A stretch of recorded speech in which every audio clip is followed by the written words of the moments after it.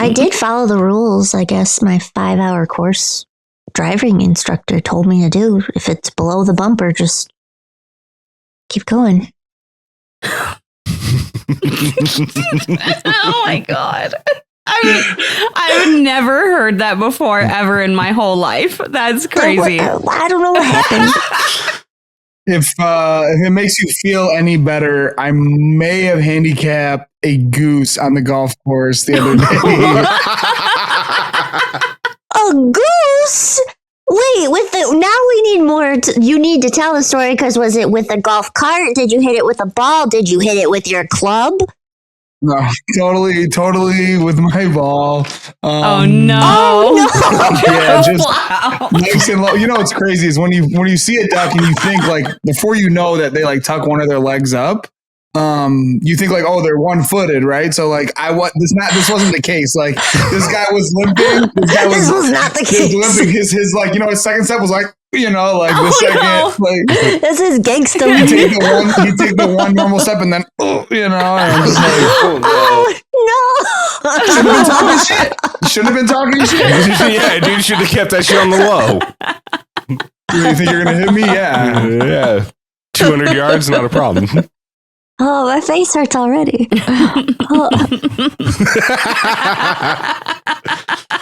I would tell a story, but it's just a sad story, so let's not go there. I would tell a story, but I would never hear the end of it from Rick, so I will save that one.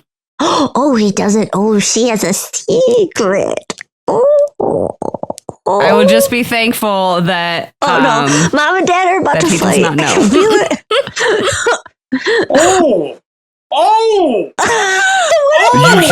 You can't say all that. I mean, unless you're going to tell me you're sleeping with another man. No, and obviously in context. Oh, okay. Then fucking tell me what you're talking about then. I want to know. Just like me and Gus. What'd you hit? No, I'm not telling you. Wow. Did you hit a cat? No, I did not hit a cat. It wasn't anything like that. Hey, Rick. Did one of your past animals disappear? I would just say this. It was a situation in which I literally had zero control over.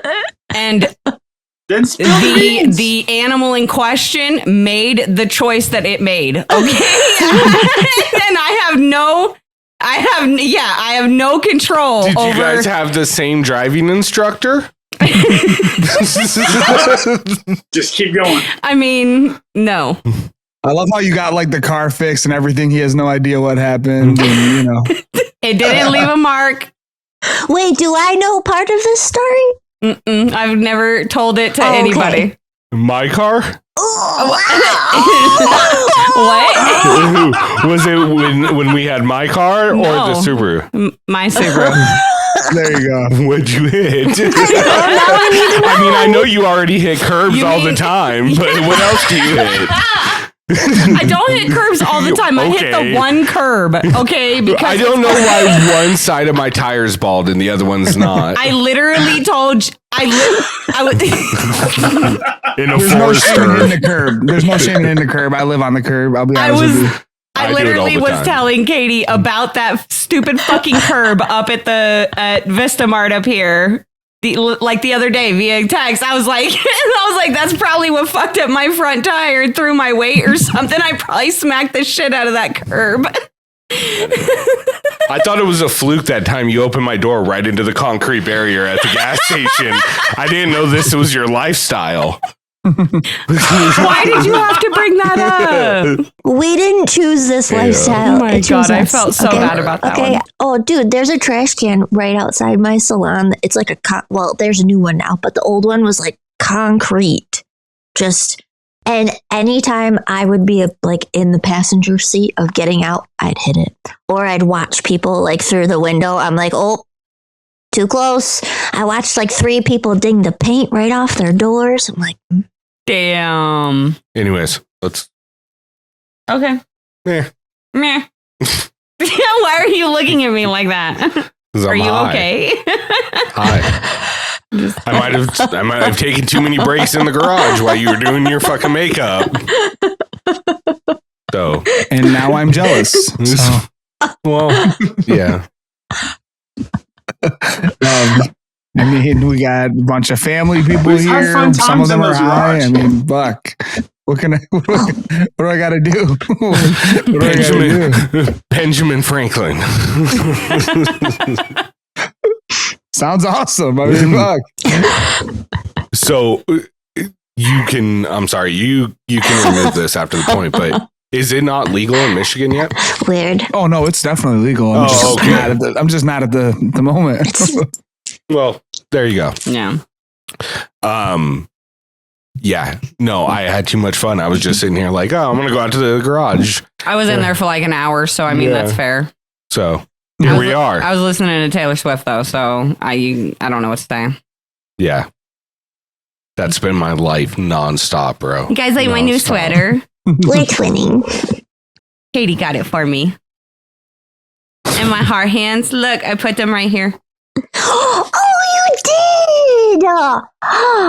They fit! I didn't think they'd fit on your shelves. So, well, right now I actually had to turn them backwards to get them to, because they kind of lean. But what I'm going to do is I'm going to get like one of those long nails and like put it and then just like hang them right on it facing forward. Love them. I loved them. I cried. Well, not yay for you crying, but I'm glad that you were happy. She was like a small child. Yeah. It reminded me of my kid right away, like 5 years old. Same kind of meltdown. He just looks over at me and he goes, "Oh, you're crying. Oh, okay." And he got up and came and gave me a hug. Get better. He was like, "What is it?" I was like, "You're not going to understand. Just fuck off. You're not going to get it." Trying to be supportive. What can you do? You were very supportive. You were. And thank you for your help behind the scenes. Yeah. She's like, you know what it is. I was like, I swear to God, I don't know what it is. Don't lie to me. I kept asking him because I opened it, like I cut open the box and I saw there was another box. And then I was like, what is it? I need to know what it is before I open it because I just like, I don't know. I'm just weird about that stuff. And he's like, I legit don't know. And I'm like, you have to know. You bitches have been conspiring behind my back. What is it? And he's like, I don't know. Really she didn't tell me. I was like, okay. And then after I opened it, he goes, I actually probably could have guessed that it was a sweater because she asked me what size you got your sweater in. I was like, I mean, it could have been Gus, so you were right to be cautious. You were right to be cautious. I get it. No. You know what? Maybe I'll send that to Rick instead. God. I got your address now. Wow. I mean, he would look decent on the wall, just all stuffed and, you know. He would. Hey, Rick was talking about finding a taxidermy one for me. I'm going to get one for him.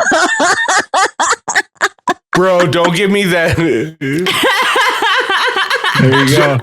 Don't give me that idea because I will put that motherfucker dead center right there. Oh, now I'm going to be on the lookout. With the little chain that says Gus Gus. It's just a G. 2 G's. 2.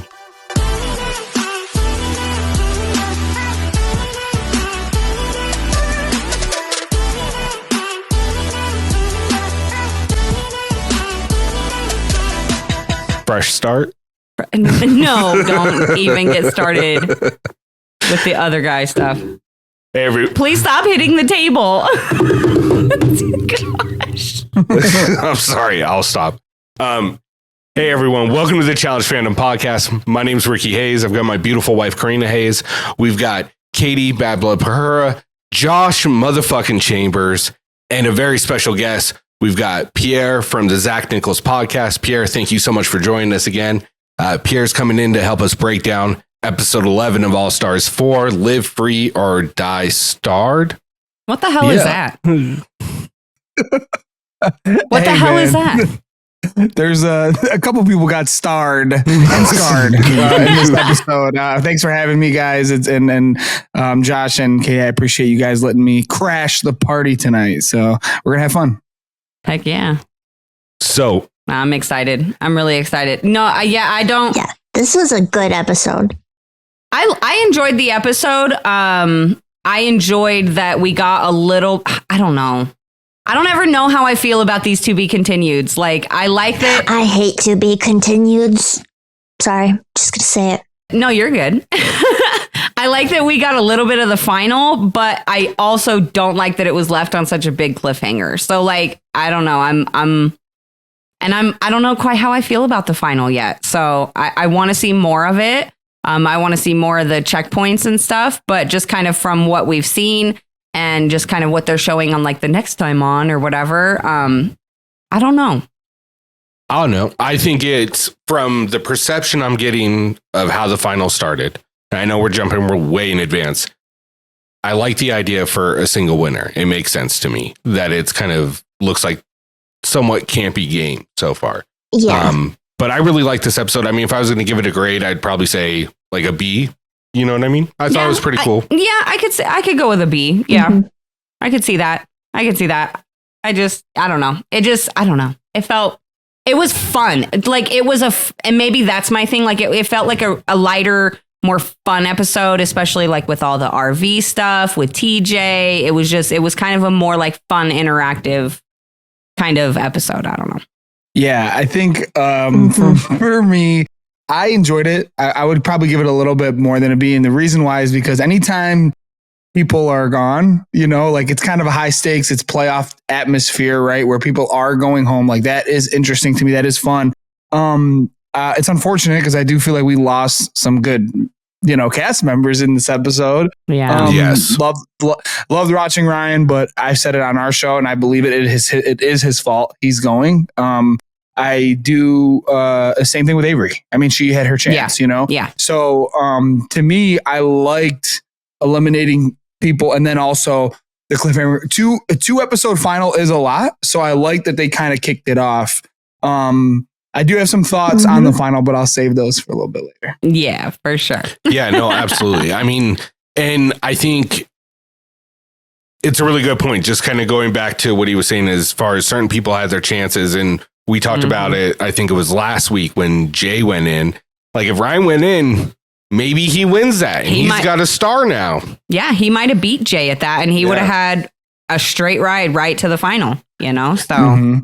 And I think I think Ryan's a really smart player. Yeah. I just think that when I say they, I mean Derek and Ryan together, they should have talked before this. And Derek should have told him like, look, like, I get it. Like sometimes you want to play as long as possible, but other times it's like, you want to have a friend in the final. And the only way they would have made it together, presumably, is had Ryan had a chance. I mean, you're talking about 1 week maybe. So it's like, I'm guaranteeing myself 1 week, but I'm also guaranteeing myself a chance, essentially me or my best friend. And then there just so happens to be a great competitor, Adam, there as well. So you never know. And they could have pulled up to that final day and then have been like, this is the final, get played. You don't think that's going to happen, but it's always a possibility. Right, exactly. Well, and then they end up in the situation where, you know, they're running against each other for that male star. You know what I mean? Because that was the thing that confused me. And, you know, I know obviously we'll dive a little bit more into the daily, but at one point Derek had said, you know, I'm rooting for me and Ryan. And I'm like, baby, both of you can't win right now. Like it's you or Ryan. Like there's no and here when it's TJ said the first male and the first female. So it's not like this star is gender neutral, you know, for just the two first people to finish. It's you or Ryan. Like, so I don't know. Yeah, I think athletically, which, you know, what this is mini final / daily is, Derek ain't really worried about Ryan. You know, let's be real. You know, he's just not. And that has nothing to do with Ryan as a competitor, because I think he's middle of the road. And he said that on our show, is like he thinks he's probably middle of the road athletically, but Derek is like top. Like Derek. In my opinion, something that I said here is like, I kind of think Derek is the best overall athlete left, in my opinion, you know, from watching this season. On the male side, I agree 100%. It's hard for me to say against Cara and Laurel because I think they both have the true capability to beat anyone out there. But yeah, no, he's like right up there. And the fact that it ended on the cliffhanger it did, like kind of kills me a little bit on the inside because I want to see both of them at least progress into the second portion of this final. My fucking heart. My heart. So who did you want it to be? If I had to choose between the two? Well, you said you wanted to be them two make it to the second chance. So who would you want it to be? I'm going to save that for later in the episode. Meaning, AKA, he's going to think about it. Oh, no, I have an answer. And it's not going to change at all. I know. I get it. I have an answer too. Yeah. But before we get really into breaking down the episode, I know you have a shout out. Really quick, I just wanted to send some love out to our listener, Dawn. You know who you are. You sent in a message and commented on our post about DM. We know that you are going through some health stuff and getting ready to deal with some oncology stuff. So we just wanted to send you some love. We hope that all the tests come back negative, and regardless of the outcome, we know that you got this. You are strong, and we are sending all of our love to you. So stay strong, babe. Love you. Love you. Love you, Dawn. Let's go, Dawn. But yeah, so let's get into the intro. Well, real quick, we didn't let Josh or Katie give their grades. I'm sorry, my bad. I just wanted to get that in before we got 20 minutes into the episode. No, I agree. What I mean. Yeah. I give it an A-. I loved it all around. I really enjoyed the episode both times that I watched it, and I can't wait to talk about it. I'm going with a B. I liked her a lot. The music this episode. Ooh. Oh my God. Yes. And the fact that they Oh no. I was going to say the fact that it wasn't just something you would find on like a 90s radio station. Yes. It was like they kind of expanded out a little bit more. I loved it. I felt like there was thought. They made sense. And it's been consistent through the whole season. Yeah. But like there's thought put into the songs that they're using. It makes sense with the situation that's happening. Like it doesn't just feel like they just threw a 90s song in there or an early 2000s song in there, you know? Yeah, no, they hit. It's so good. I love a good bop. Oh, I couldn't agree more. By the way, I think one thing. There's some things that I like about All Stars as compared to the flagship. There's other things that I don't. The music, though, I told Zach on our show. I said I need Pinch Me on our golf playlist. If that's not on our golf playlist the next time we play, that's a fucking problem. For real, that song is unbelievable. Yes, I haven't heard these songs in so long. But then also it equally makes me feel kind of old when like Fall Out Boy came on. I was like, wait a second. That's not that old. But then I'm like, when did that come out? I'm not going to lie. The literal opening song of the episode, like, Good Feeling, I was like, when did that come out? Is that old enough to be on this show? Oh gosh. Well, yeah. And when did I feel like we should look that up? Where's stats and info when you need them? Right. Sick. Oh. He took a PTO day. Poor guy. Yes. Doctor's orders, literally. Yeah, true. Literally, yeah. So actually, shout out to Tony. That song was in December of 2007 and blah, blah, blah. No. Yeah. I think... Oh no! I just lost my train of thought. Never mind. Gus. And I'm back. Yeah. No. Look, one of my all-time favorite songs on this was on this episode, and I was just like, "Oh my God!" I listened to it twice. The minute I heard it in the episode, I knew. Which I was one? like, Which "Oh one? my Or God!" do we have to wait? He's gonna be so happy. I mean, it's kind of cliche, but Africa by Oh, Fandom. yes. Yeah. It doesn't. Oh, sorry. It just doesn't get to play. It doesn't get to play. It should. Just put that out It there. does in this house. I got to make up for some people. I hear it so much. All I think of now when I hear it, though, is the music video Kristen Bell and Dax Shepard did to it. Oh, no. yeah. If you haven't seen it, highly recommend. Pure entertainment. I haven't. Just go on the YouTubes while you're on YouTube. You know, once you're done watching this. Both Michiganders. Both from our area, Mr. Dax Shepard and Kristen Bell. So I will show them love. I love them so both like much. Metro Detroiters. Yeah, so I'll check that out. I'm gonna put it on my list. Oh, please do. That's your homework. Homework, everybody. All right. Dr. Feelgood, 1989. What about 1989? Dr. Feelgood. I thought you were going somewhere else. AKA Tay Tay. You know where we are going? Into the intro. So what did you guys think about the intro of this episode with like half of the cast directing Veronica, Steve, what was it, Derek, and... It was Veronica, Derek, Laurel, and Steve were the ones on the couches. And then it was Leroy, Nicole, Cara, and Ace running like production in the back. And I think Nicole was in there too. She sounded like she was yelling some stuff out. Leroy freaking killed me. He's so good. It was so campy. Like, that's the shit that I love. It's so good. So cute. I think this is easily the best, like, last week on that they've had all season of any of them. It was absolutely hilarious. I loved Leroy in this. I loved his moment with Veronica where he was like, more energy, smile a little bit. And she looked like she was cutting him with knives with her eyes. Like she turned into Aunt Tia right there. You know what I mean? Tia Veronica. It. But I think my favorite part of this like little opening, you know, where they do that on the couch is as soon as Leroy's like, cut, that was fucking amazing, like whatever. And it like the camera pans to like show like everybody, and you see the actual fucking director just running down the stairs with the thing in his hand. Like, yeah, time to reset everything and actually give us our shit back. That was like, I loved it. It was the realest moment of the whole season after all the fucking cut fights we've seen and everything placed out of order. This was like the realest part of the whole season. Yeah.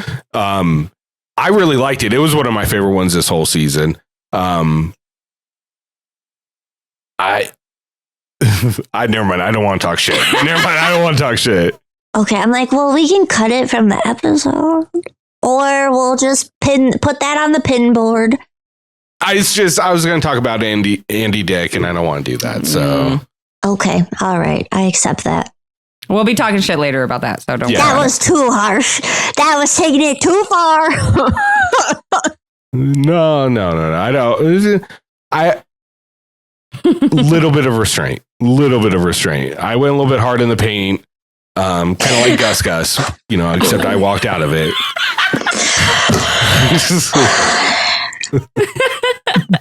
You know what? Damn. Damn. Just like Katie and Gus, yeah, they killed the intro. Yeah. They just totally murdered the intro. Just murdered it. Just slaughtered the intro. It was awesome. They just totally decimated the intro. I don't even have a comeback. I got nothing. I got nothing. Oh my gosh. Oh, that's amazing. They laid it flat. You know what I mean? Oh my God. I can't with you right now. I did think it was pretty interesting. I mean, from the edits that we've seen this season, the little bit of lines that you hear, like what Laurel's really said during this season that we've actually heard about Cara as far as why she wants her outside of the fight that happened between them. She said, Cara is the biggest threat to me in this final. She's won an individual before. Right, yeah. And then with this episode, we get Cara saying, you know, how Laurel is the most dangerous person going into this final. And I think it's that mutual respect they have as competitors that I find so compelling. And what makes this season is really these two. Yeah, I agree with that. And look, all I really want to say, I know everybody's got their side, you know, the Cara side, the Laurel side, whatever. But I love this rivalry so much because, like, to me, this is a true rivalry because the competition level is there, right? The history is there. They used to be friends. Like, they literally lived together at one point. You know what I mean? So it's like, there's so much that goes into their relationship that I love this when they're there because, like, now you see like this motivated version of Cara, right? Where she's like, she doesn't even give a fuck about that $250,000. All she wants is to beat Laurel. And that's what she's focused on. Now, whether or not that is going to be a positive motivator for her or not. You know, we'll see. I know like a lot of people have that belief that like revenge is not a good motivator. But you know, for some people it works. So, you know, I'm curious to see like what happens. Hopefully if Laurel makes it through, you know, obviously we all know what happens at the end, but I don't know, man. I love this. Like, I know everybody's mad about it, but I love this. It's what makes the show. Yeah. You know, and that's the thing, is because it's not a rivalry unless both sides have won, right? Yeah. Like, it's like people say, like, you know, like, for example, like people want to talk about like the Tori Amanda rivalry. And to me, like, that's not a real rivalry because like, it's mainly just like Amanda talking a lot of shit and Tori beating her in eliminations. Like it just to me, it's not a rivalry. Like Tori doesn't even really give a fuck about Amanda and she makes fun of her talking shit about her. You know what I mean? So it's like, but when you have like Laurel and Cara, like they can go tit for tat in talking shit, in competition, in like maybe not talking shit. Yeah. Laurel is savage as fuck. Laurel probably wins that because oh my god, ouch. But you know what I mean. But still, like it's a more even thing. Yeah, absolutely. So, it's a true rivalry in every sense of the word. You know what I mean? Yeah.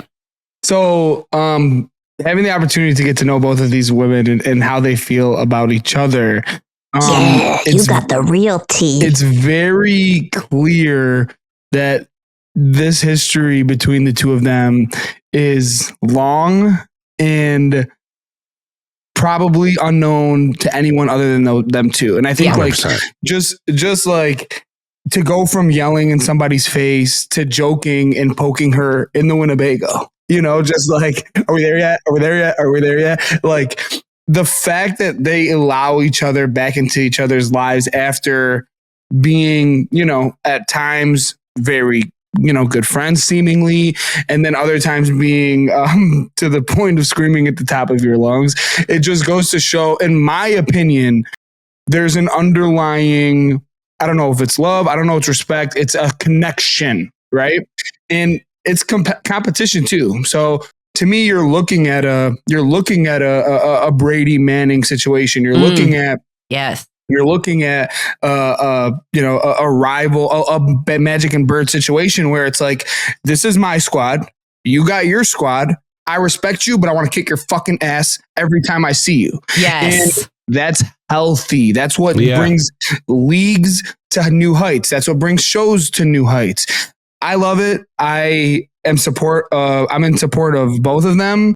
But I'll tell you what, in this particular final, it seemed earlier that Laurel had more friends, but Cara's got Steve and Cara's got Ace. Yeah. So it's pretty much 50-50 kind of.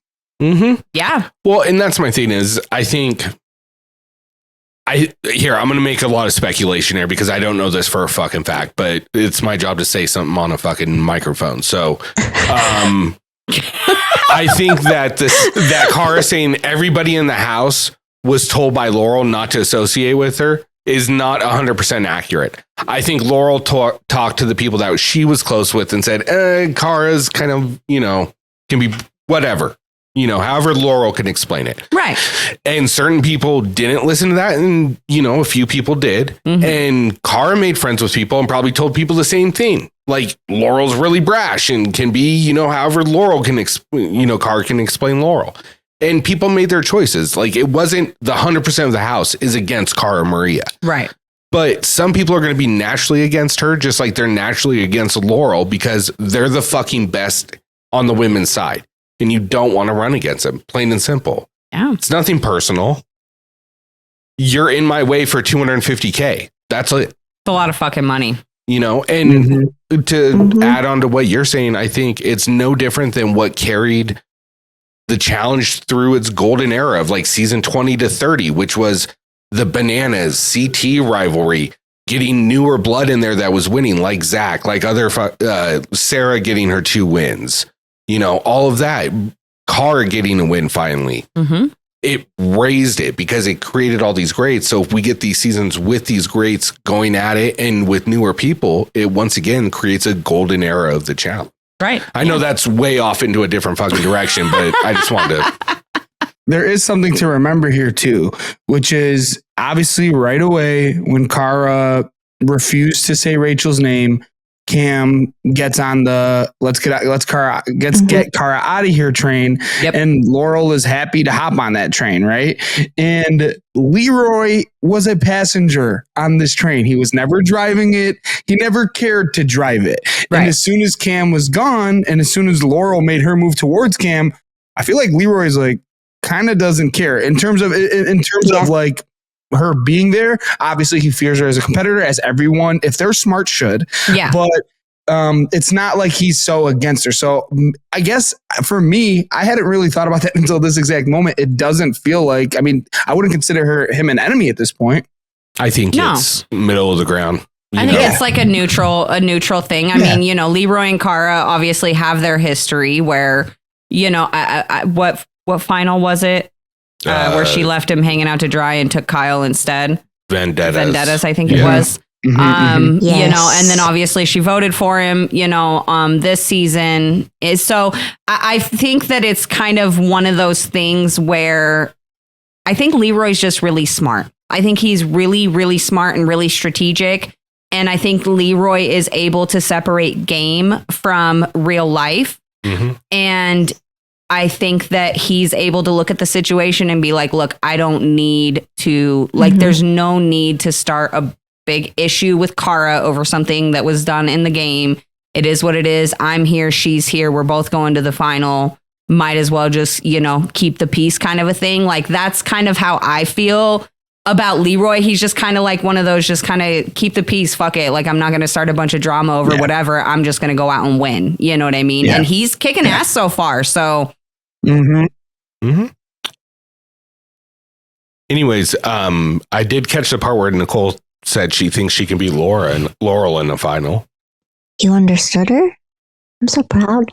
Girl. I just see it in the notes, but I did hear her say something about that. Yeah. She said, let me win so I can take you out. I was like, no. You guys, let me tell you something about Nicole. This girl is so confident. Like, she really, and I'm not saying I think one way or the other, but she thinks that there ain't nobody that can beat her. And that's how she actually thinks. That's like, I heard it from her mouth. Like, I ain't worried about nobody, you know? Wow. And it's shown now, you know, there's some gamesmanship there. And we'll see how it plays out, but she's a confident woman. Yeah. I mean, who was it? I think it was Derek during when they were doing like the shock thing, and she was like screaming, and he was like, dude, this girl is like scared of nothing. Like, what, you know what I mean? So I see that, but I don't know.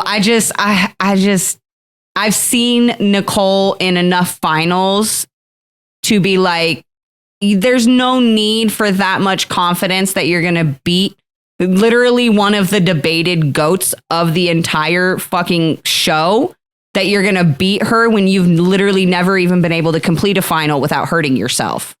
Yeah, I just, you know, so it's just like. My best analogy for this is my best analogy for this is, and I'm going to disrespect my team's all-time quarterback here. It's great that Matt Ryan believes in himself, but we all know who Tom Brady is. And we all know who Peyton Manning is. Yeah, by all means. But Matt Ryan's good. Yeah. Don't get me wrong. He's good. Yeah. That's a great way to think about it. But let me just, you know, propose a question, right? Yeah. Cara has won, right? Laurel has won. If Nicole wins, she will also have won.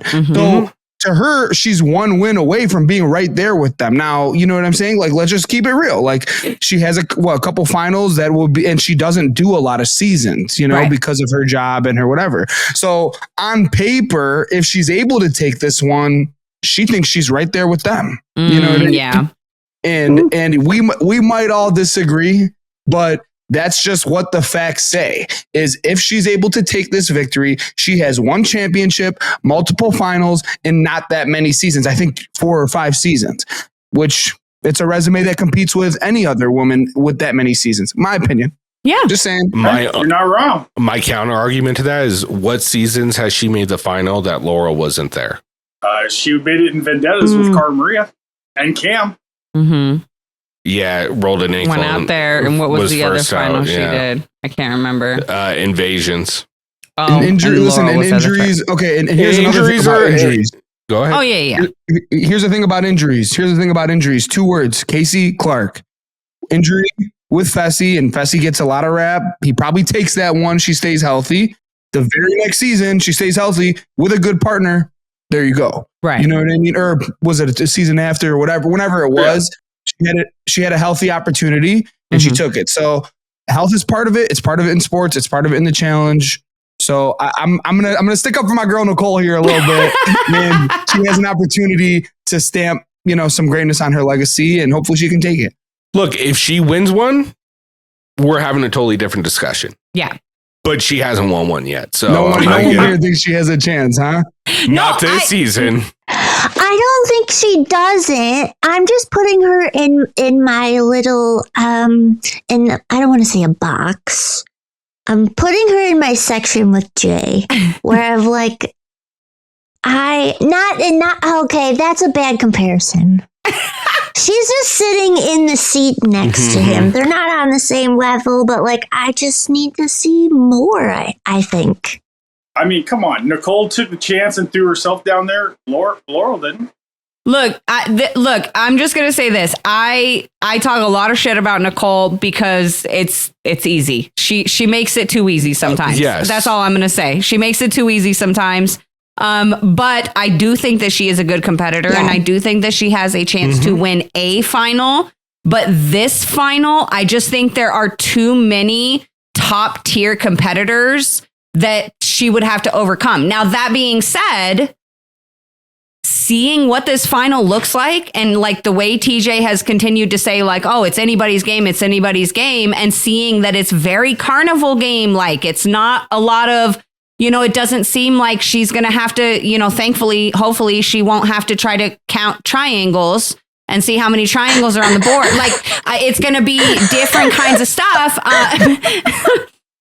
That part. It's going to be different kind of stuff. So who knows? She could have it, but I also saw some running stuff in there. And, if depending on who makes it through between Derek and Laurel, they're both very good runners. So is Cara. You know what I mean? So it's just there's so many different, really good competitors that she would have to overcome to win this one. And it being a single winner makes it's just, I don't think that she's incapable of winning a final. I just don't have my money on her for this final.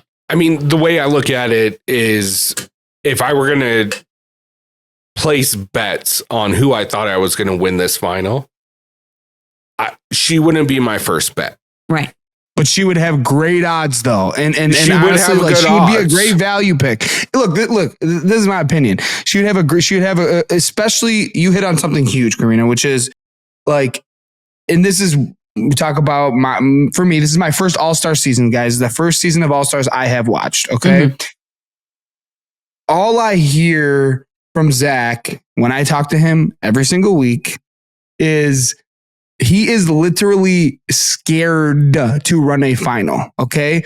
There has been zero scary stuff so far in the first 2 checkpoints. It could be a mirage. It could get very, very hard. And TJ did say by sunrise, there will be foregone. So they're probably going to be up all night. We'll see. But it's going to get harder, of course. But Veronica's there. You know what I mean? She's literally still there. That tells you everything you need to know about how hard it is. Right. So with that being said, I need to see the rest of it. I'm just not, I'm not saying I'm putting the championship but Nicole has a fine chance. That's all I would say. No, absolutely. And I think that's really important too, and like you said, Zach kind of being afraid of Zach played in the golden age of the challenge, where the seasons, the casts, the eliminations, the dailies, the finals, they were literally all the best of the best that the show has ever produced, in my opinion. Is that, 19 through 29, 30, maybe pushing into 31 a little bit. In my opinion, 31, 32 is where it started to fall off again. But like, to me, that's the golden era, 20 to 30, right around there. But this All-Stars final is very different. Like I want to say that, what was it? All-Stars 2 was a lot more difficult. Cause that was the one with all the loops, right? With Johnny and MJ and all of them, right? I don't know. I think they're all comparable. All-Stars 3 was the same. They had to run. It was a very long distance running thing. They had the checkpoints. They had the eating thing, because we got that scene with Wes. It was an easy overnight. That was the only thing. It was an easy overnight. It was a very easy overnight. But none of that... I'm sorry. Go ahead. But I just feel like, yes, if this trend that we've seen so far continues, this final is definitely a lot different than anything we've seen on All-Stars or the flagship. It's going to kind of just be one of those one-off kind of things that's kind of sits out by itself. I don't know. But it depends. Like, if they put a long-distance run in here, that changes things up a little bit for me. And that's the thing. That's what I was going to say, is we are just going strictly on hyperbole because we don't really know how this next phase plays out at all. Right. And if there's a long run, that changes the dynamic at the end. Yes. Because it's great if Veronica makes it to that point. But then she's done. Yeah. You know what I mean? Yeah. Well, just to clarify, when I say that Zach is scared of a final, I'm talking about the torturous nature of what they make them go through. He's not scared to run. He's not scared to compete with anybody. Too late. I already quoted you. What's up? Too late. I already quoted you. It's on. Yeah, it's on get me fired from my shit. No, but he understands that in a flagship final, he's never run an All-Stars final, but in a flagship final, they are trying to make you quit. They literally are trying to make you quit, right? Yeah, they want to break you. Yeah, and this was filmed. This is an All-Star season. It's also filmed before USA 2 and then 39, where, you know, there's been some talk about the USA 2 final and the trend of where finals were going. I personally thought that the 39 final was very hard, you know, and maybe that's a flagship thing. I don't know. But yeah, it's to me, that's the difference in the game, that for me, you don't need to be having, or if you're going to have a Cara Maria there, if you're going to have a Laurel there, if you're going to have a Cam, you're going to have a Leroy, in my opinion, high level flagship competitors, it just doesn't make sense to have the other people there. It's one or the other. That's just my opinion. It's almost unfair. No, 100%. I was going to save this till later, but I'll say it now since we're already talking about it. This is a great final from what we've seen thus far for All-Stars 1. Yes. If this was the introduction of All-Stars and you want to make it super campy, cool. Yeah, and it was like I feel like this was what they tried to sell them on All-Stars 1, right? Remember? Because they kept saying that they told us it was going to be all like carnival games and it was going to be light and fun, and, you know, it was going to be set up for us older, you know, kind of folks. And then that was not the case with All-Stars 1. You know, but yeah, I do agree. It's almost like, and I think that's a problem that a lot of fans have with All-Stars, is we pushed for this whole idea so that we could see the OG players. And then we got some of the OG players, but now they're bringing in these modern players that are just knocking the OG players out, because you can't expect them, you know what I mean? And I'm not saying that any of the OGs can't compete, because I know we have our Marks out there and, you know, stuff like, and our Rachels and Laterians and stuff like that. Absolutely. But then now, if we do put a long run in this final, for example, you're now racing a fucking racehorse like Cara Maria or Laurel against Veronica. How is that fair or even in any way, shape, or form, you know? Laurel is an athletic cyborg where she doesn't train every day for this, right? Isn't that what Steve said too? Right, pretty much. Literally, she doesn't train every day for this. So, like, for her to get in gear, and I think that is probably why it took her 10, 11 weeks to really, really lock in, is because she doesn't train on the daily for athletic competition. However, a Rachel, a Cara, some of these other guys, Mark is a good one, where these guys get up, eat, breathe, and sleep fitness. Okay. So there's a difference in competitor versus Flora, who's like, yeah, I'll come. You know what I Like, yeah, I'm gonna pick up my daughter, make sure she's cool with it, and then I'll be there in like 2 weeks. Like, you know what I'm saying? She's thinking 2 weeks and I'm out. Oh my God. Well, she said, what am I still doing here? Yes.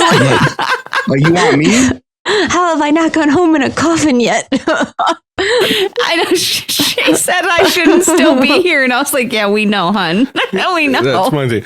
One last scene I want to talk about in the intro before we get into the daily real quick is the fact that we get the scene about Steve and talking about how Adam's upset. And it's like, dude, I just don't get this whole situation because last episode, like we said, Steve said multiple times and in the house that if I'm in the bottom, I'd rather go in to protect my star. I don't know. I just don't in my opinion, and a lot of people have written in and tried to argue with us about this again, and they keep trying to make excuses and whatever. And, you know, Steve changed his mind and tried to flip the vote to Ryan to get Adam's star in jeopardy. But that's, you know, it's fine because Adam was already voted for Steve twice before. So whatever. And look, I get it. But in my opinion, it really doesn't matter. Like, it's the end of the game. There are no friends at this point. And anybody who's getting their feelings hurt, like, both y'all need to stop crying. Both y'all, Adam and Steve, stop crying, okay? It's the end of the game. Everybody's got to take shots. It's like what Leroy said. Yeah. Stop being so upset. No one's dying, all right? Yeah, no one's really mad. Leroy is hilarious. There's not a single episode that goes by that he doesn't crack me up. But I will say that is an interesting point that I'm glad you brought it up. And I hadn't thought about that, which is like, if you're following what Steve has asked for, if I'm in the losing group, I would rather fight for my star. Honestly, I needed to hear that because he did say that. He said it multiple times. Yeah. He said it multiple times. And that is justification for Adam. I needed to hear that. Well, and I also feel like, and I know our listeners are probably sick of it because we talked about this last week, but just kind of, you know, for this conversation here. But I also felt like, you know, with Steve, like for Steve, he was the one who kind of initiated everyone like, hey, let's vote for Ryan, not me. Let's send Ryan in against Leroy. And that way it's Ryan versus Jay. And he said because he wanted to do that because if Jay won, he for sure would take Adam's star. And if Ryan won, Ryan would for sure take Leroy's star. So Steve kind of conspired to make sure that Adam and Leroy's star were up for grabs and his own was safe, which is totally fine. But Adam made a move to try to protect his star, you know? So I just the whole thing to me is just like, it was a tit for tat thing. And, you know, I felt like the fans just blew this way out of proportion. But I also feel like Steve and Adam are just, I don't know, like maybe it's because they're so close of friends, but they're just so emotional in their confessionals. And I'm like, you guys just, it's literally the last freaking vote. What was anybody's, but there were 3 options. What was anybody supposed to do? Sorry. Well, I mean, here's my thing. And this is obviously because I was into Big Brother more than the challenge when I was younger. But if someone said, I want to go in, you just gave permission to everybody in the fucking house, not just the people that heard you say that, but everyone is now voting for you to go in. And if you change your mind, like that doesn't mean they're going to change their mind, you know? So that's why you don't ever volunteer to go in. That's like saying, if I win this, I'm going to give all the money to charity. Like your ass ain't winning. Exactly. Just ask Wes. That's like or Jessica. That's like being a chipmunk and trying to greet Katie as she's driving a car. I would never on purpose and bring in my heart hurts. Gus. A chipmunk's gonna be a chipmunk and a Katie's gonna be a Katie. And just run over. No. If you're trying to catch up, basically Katie murdered Chip and Dale. Oh my God. I didn't do it. It was manslaughter at least, okay? I didn't do it on purpose. You are so mean. Oh my gosh. Anyway. So getting into the daily, you did it. I'm real close to the Chris Crocker. Leave her alone. For those of you All-Star fans that go back to the internet 20 years ago, Chris Crocker, Britney Spears, just do it. I I saw that fucking GIF in a thread today, actually. No way. Yeah, Really? yeah. There you go. Still relevant. Yep. It was a car thread, so it was. I don't know why that made me laugh so much. But That's funny. so we get into the daily. Starborn. Just call it. I'm sorry. The titles are Just call it fucking Xanadu. All right. Like at this point. Yeah, no, this was actually really interesting. I, of course, really loved this part because I predicted it would happen a few weeks ago. But yeah, so anyway, the 6 current star holders are completely exempt from the daily and admitted straight to the final. And then so they get to hang out in the RV and relax.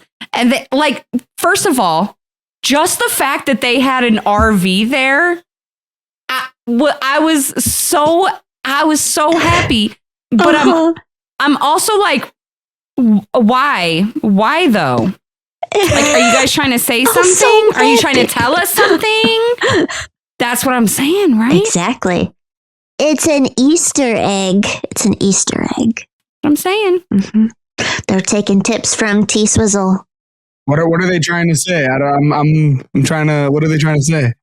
We really want we want road rules revamped, and Mark has been teasing it for a few years, and now that they're like using RVs and the all-stars and stuff, I've been thinking it all season, like, are you guys dropping hints to us? Are we getting it finally? Like, Fuck. come on, Mark. So yeah, I don't know. Mark's been teasing it for a few years now, and like all of a sudden RVs are problem. I'm just like, I don't know. So I'm just clowning on it. If we don't have an answer in 2 months, I'll talk to him in August. There you go. I like that. If they're gonna do it, let's do another semester at sea, because that season was fucking wild. So that would be fun. Semester at sea was interesting. Anyway. I'm curious, how does everybody feel about TJ adding 2 more stars instead of just making it kind of like an all-out war to battle for the 6 existing stars? I like it. I was excited. I mean, I kind of like, words are real hard. Did you see that? Wow. Words are so hard. Words are hard. I don't know. I feel like we've kind of been thinking this was going to happen all season, so I'm glad that we saw it come to fruition, and I like it. Especially, it just gives more people a chance in the final.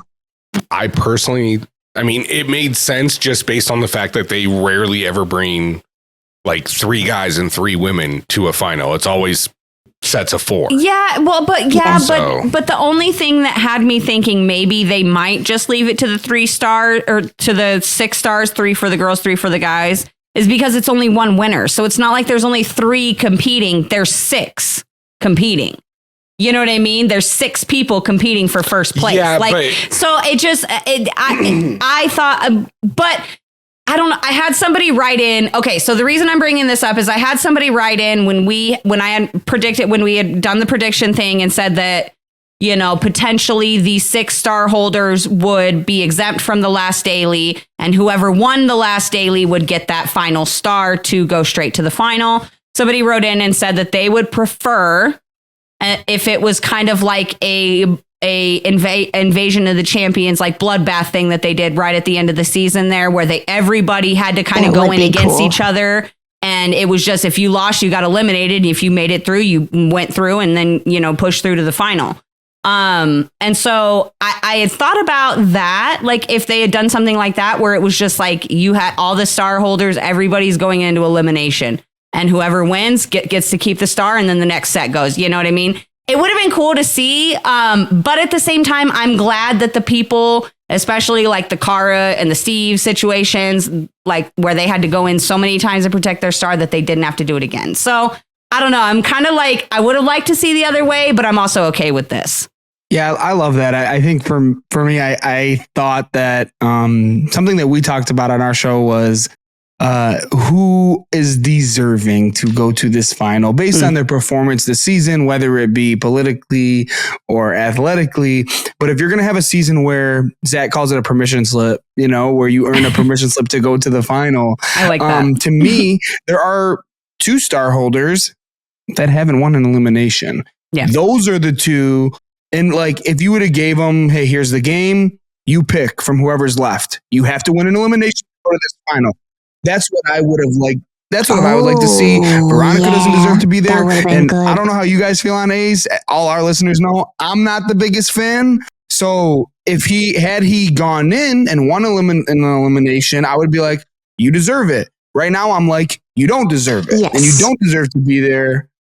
And, you know, I always need to be reminded that social is a big part of the game, which it is. But in this particular season where you need it to go, you need to go in elimination and win. That's just how I felt. Yeah, no, I literally, look, I think Ace is a nice enough guy, very sweet guy.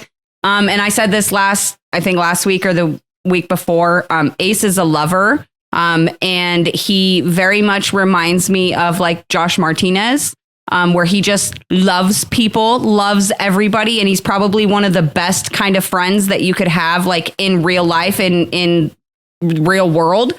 But in this game, if you can't get those kind of like emotions under control and be able to say a fucking name, like, no, bro, you don't get to just say one name. You have to say 2 like everybody else. Mm-hmm. Okay. But I literally, in my note here, I said, Ace doesn't know how he made it to the final with no alliance or deals. Bro, you're there because everybody knows they can beat you, and that's it. Like, and that's how I feel about the situation is Steve gave you that star twice. Both times you've gotten a star, Steve handed it to you because Steve knows he can beat you in the final. Here's my thing is, I'm more okay with Laurel going in and winning this daily and getting her star because this is her 5th daily of the fucking season. And to me, I will always outweigh daily challenge wins over elimination. Because daily challenge wins put you in position of power where you have the decision to go in. Right. You don't have to go in. You can play it out. And it's maybe they just knew. Maybe production gave them the idea that there would be more stars. Who knows? But Laurel made the decision. It did kind of seem that way. Yeah. It did kind of seem that way. You know, and TJ stopped talking about only 3 stars. He started talking about just you have to have a star. Not one of the 6 stars. He started saying you just have to have a star. And, you know, let's be honest, guys. They decided halfway through. They're like, you know what? We don't know what we're doing. Maybe we'll do more. Maybe we won't. Probably. Well, and look, I'm going to say something that's probably going to sound a little bit harsh to some people out there. And if it hurts your feelings, I'm sorry, but I honestly think that a lot of the people in the house knew that there would be a final kind of purge blowout situation like this, because no fucking way in hell would challenge producers send home 8 fucking people at the end of the season. This fandom would have a mental breakdown, okay? And like, it wouldn't be fair. It wouldn't be fair. So there's no way they would do that. As much as I would have loved to see that, to be honest. And I'm a Laurel fan. Like, I picked Laurel in my pre-season predictions. I picked Laurel 2 fucking years ago when I found out she was on the damn cast. You know, and then I think my guy that I picked was Brad. Leroy or Brad. I think I picked Leroy. Both my guys made it to the final. Oh, I just realized that. Anyway, but like, I don't know. I lost track of where I was going, but Squirrel, Gus. Boom. No, no boom. I don't boom Gus. No boom. I did not boom Gus. You don't get to make that joke. Before the daily actually gets going, Flora announces that obviously she's too beat up. She can't make it.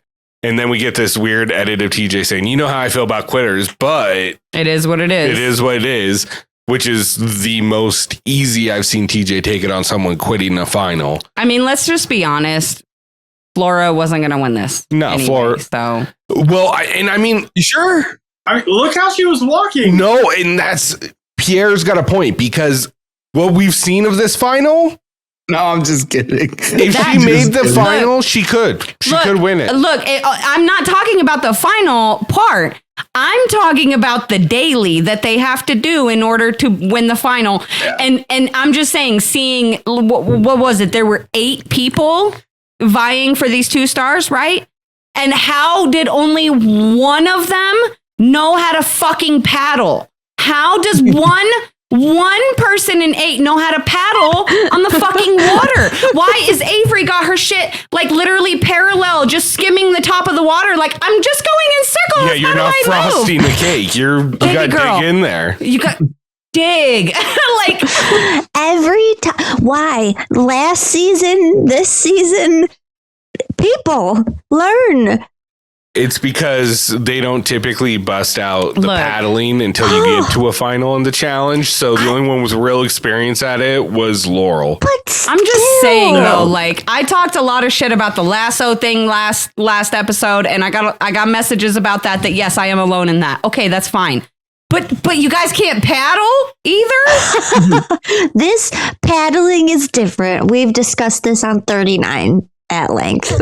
So you should know that for sure. I just liked how when Laurel passed Derek, she's like, hey, he's right behind you. Get on it. Yeah, I love the shot of Adam fucking wearing the goggles, getting ready to take off for the run. He said, I'm gonna fuck with the universe's energy. I was like, well, bro. That's why you didn't win, you though, can't bro. do that. Yeah, let's take a second to realize either the brilliance or the inside information of Laurel, which is, hey, I'm not going to do an elimination, a public elimination where, you know, it might be embarrassing to lose or it's just not a guarantee that you're going to win one or the other. And let me take Flora, who Veronica could beat, okay? And let me also take Avery, who, you know, I think there's maybe like out of 100 activities, like maybe Laurel wins 95, 94 of them. Like, you know, just my personal opinion. So she's like, whenever this purge comes, as long as I'm competing against women, I'm good. Like, I'm literally good. Like, I have nothing to worry about. And she could have done this whole thing twice probably before Avery got to the paddle. You know what I mean? Yeah. Like, so her plan, while timid, is brilliant. And it played out perfectly. And she's peaking in perfect Laurel time. Exactly. So yeah, no, it's insane. It's insane that it's working out for her when she's kind of ducked and dodged every opportunity to go in and get a star. She has, you know, but we always say the fact is, if you want to get one of these people out, the Laurels, the CTs, the Jordans, the Bananas, you get them out in an elimination because you have a better chance of beating them in an elimination than you do in a final. Mm-hmm. So it does make sense. I mean, why she would duck and dodge it. She knows she has a better chance at, you know, beating everybody in a final than some fucking random game where you have to run up and put in fucking up, down, left, right, A, B to win a fucking elimination. You know what I mean? I think most of the time I would agree with you. I think in this game specifically, and her having Nicole there, I think is something that, you know, in her head, she's like, hey, like, I have somebody that's got my back. I have their back. Like, that's, you know, in her head in terms of the final. But she's got to compete against men in this final, you know? And somebody like Derek, who in the stadium challenge and any running challenge, he is so far ahead of everyone. Yeah. You know, like I would be scared of that. Like I'm watching this final. I'm like, and you know, to your point earlier, one of them has got to go due to the to be continued. That's good news for everyone else. Oh yeah, 100%. for sure. Yeah, absolutely. It's great news for everybody else in that final. Yeah, I'm more scared. I'm more scared of Derek than anyone. I don't know why. I mean, the guy just keeps killing it. So I don't know. He's fucking brilliant. He's finally getting recognition for it too. Like everybody keeps saying stuff about him. Even there was a whole point during the daily where everyone was like, Derek's doing so good. I bet you Derek's going to get it. I want Derek to win. Like, yeah, Derek. It just makes my heart so happy. I do want to rewind to last week when people were giving Jay the best guy in the house speech and blah, blah, blah. That was all bullshit. Can all agree on that, right? Yes. Like everyone was just fucking with him. Okay. All right. I'm glad does anyone think he was the strongest guy in the house? No. Bro, Okay. I gave my MVP to a dead chipmunk instead of Jay. That was a good trick. Katie creates heroes. Yeah. Martyrs almost. Oh, no. Look, I will give Jay the benefit of the doubt that he did far better than what the impression he left on me from his first season. Yes. Do I think Did he though? He gave me a little bit, not like I it feel like wasn't his- tenfold, but I would give it like twofold. You know, like I think he's Twofold. in an all-star setting. He's a force to be dealt with at some point. We still need to see an eating challenge. Yeah. I'm sorry, guys. He skated in his first challenge. He skated in this challenge, and when the chips were on the table, he fucking folded. Let's just be real. I'm not gonna pussyfoot around it. Everyone's giving him all this credit like he's a badass. I'm sorry. You are colorblind, and you went into a color challenge. What are you doing? Yeah. Like, what are you doing? And especially if everyone else seems to have this inside info about some type of purge or nothing, Jay might win this one. Jay might win this one. Yeah. And you're going to take your chances there. That's a good point. I'm sorry. Yeah, I'm sorry. I'm not going to give the credit to Jay that people want to give him and say, hey, this redemption season, what type of redemption? Like what? Like you push yourself in a fucking shopping cart and then you spray bottles like it was you won the fucking Grand Prix. I'm sorry. I'm not buying it. This is how I feel. If you see this, Jay, come on our show. They want you. I don't know now though, because I made a TikTok about him and he didn't like it very much. But I did apologize to him last week. One thing I noticed about Jay is he never finished in the bottom throughout the whole season. He was always in the top of all the daily challenges. Mm-hmm. He finally won one at the end. Was it a stupid fucking move? Yes, absolutely. I can't deny that because he lost and he went home. But does the lore of Jordan, and I know Jordan's a horrible comparison to Jay. That's different. But in the beginning, he started in free agents and he flipped all those kill cards to go against Banana and fucking lost. And in elimination, he knew he was going to lose because it was that punching, that wrecking punching wall. one. He still went in because he gave his word, and it builds some type of collateral Because in the Jordan's house. perfect. That's why. I mean, is it stupid? Yes. Do I understand it? Yes. I'm not gonna allow that. Only because Here's why. Jay is not a dominant athlete. Period. He's not a dominant athlete, and he was never the best guy in the house ever. No. Leroy's in the back, like saying, like, yeah, keep telling him that. Like, keep telling him that. Yeah. Let him think that. Let him go into a color elimination, being colorblind and having whatever. And here's the thing too. Here's the other thing too. You're a firefighter, so climbing a ladder, you should be better than every single person in that house. I don't care. You're not wrong there. That's a valid point. That is, yeah. You literally use hoses. You're comfortable with water. So, like, I'm sorry. I'm not. It's just not happening for me. I'm not going to do this redemption bullshit. It's not a storyline for me. Yeah. That's fair. I can respect you just like you respected my hate on Nicole. You made your point. I'm going to let you do yours. Like, I mean, it's a mutual thing. I get it. Here's why I love coming here is I get to do my rants. Oh, bro, I fucking ranted on Nicole for fucking 3 weeks, and now I'm finally tailing off because we got Gus. You would love Nicole, by the way. Here's the thing, though. The one thing that I do want to say about old school OG challengers versus the new school. Okay, this is something that I've noticed because I do all the bookings for our show. Okay, new school people, some of them, they get sensitive, but they want to face criticism and they want to like speak their mind on it. Yeah, you know, Kyland, Corey Lay, some of the other people, they're skipping my mind. These older cats are scared of criticism. They don't want to face it. I'm talking about Ace. I'm talking about Jay. These guys they don't want to talk about it. They're hanging back and whatever. Grow some balls. Come talk about it. And maybe I'll gain some respect for your game. Maybe. Right. That's just how I feel. So that's it. I'll let it go. That's fair. Sometimes you gotta pop out and show them, you know? Just like Gus. You know what? I just had an idea of what I can do. I'm just going to get little Gus's on a stick. Just be like, boop. Yep. Oh, there you go. 9 letters. R.I.P. G-U-S.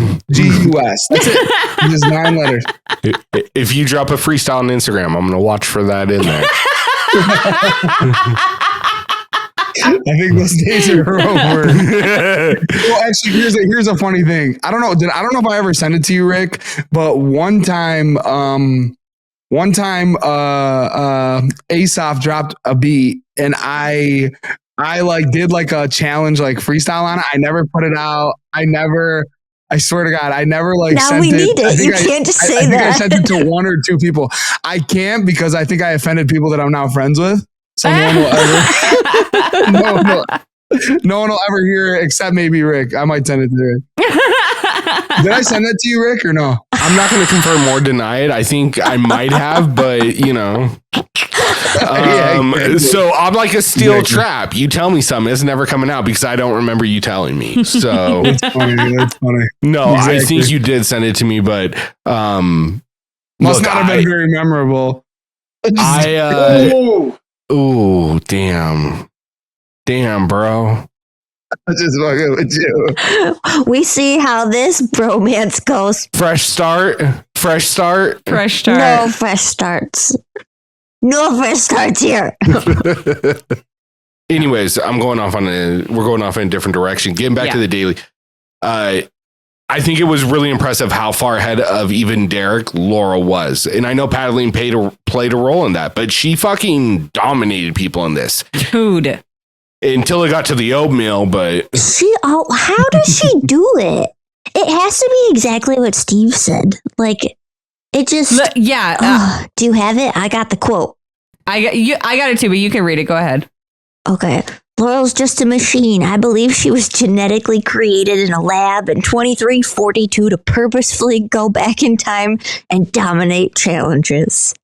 She's unflappable. Look, shush, because we're gonna get to that, and don't even start with me. Fuck you. Not like Gus, who was not unflattable. Oh, I don't even know if that man. I'm pulling at strings. I think she's frozen too. That's a weird. It's a good freeze though. Let's look at that for a second. Let's take that in. Enjoy that. So I'm gonna get us through this last part pretty quickly. Because I just want to bullshit about some other stuff and then I'll let you guys go. We'll end recording, then I'll bullshit with you about it, Pierre. Okay. Bullshit with us. You're just Pierre. That's fine. I'm just chopped liver. I bullshit here. with you guys every Friday. No, I'm inviting you to be a part of it, Katie. Oh, I am? You're already here. Oh, this is true. Unlike Gus, you were here. Karina!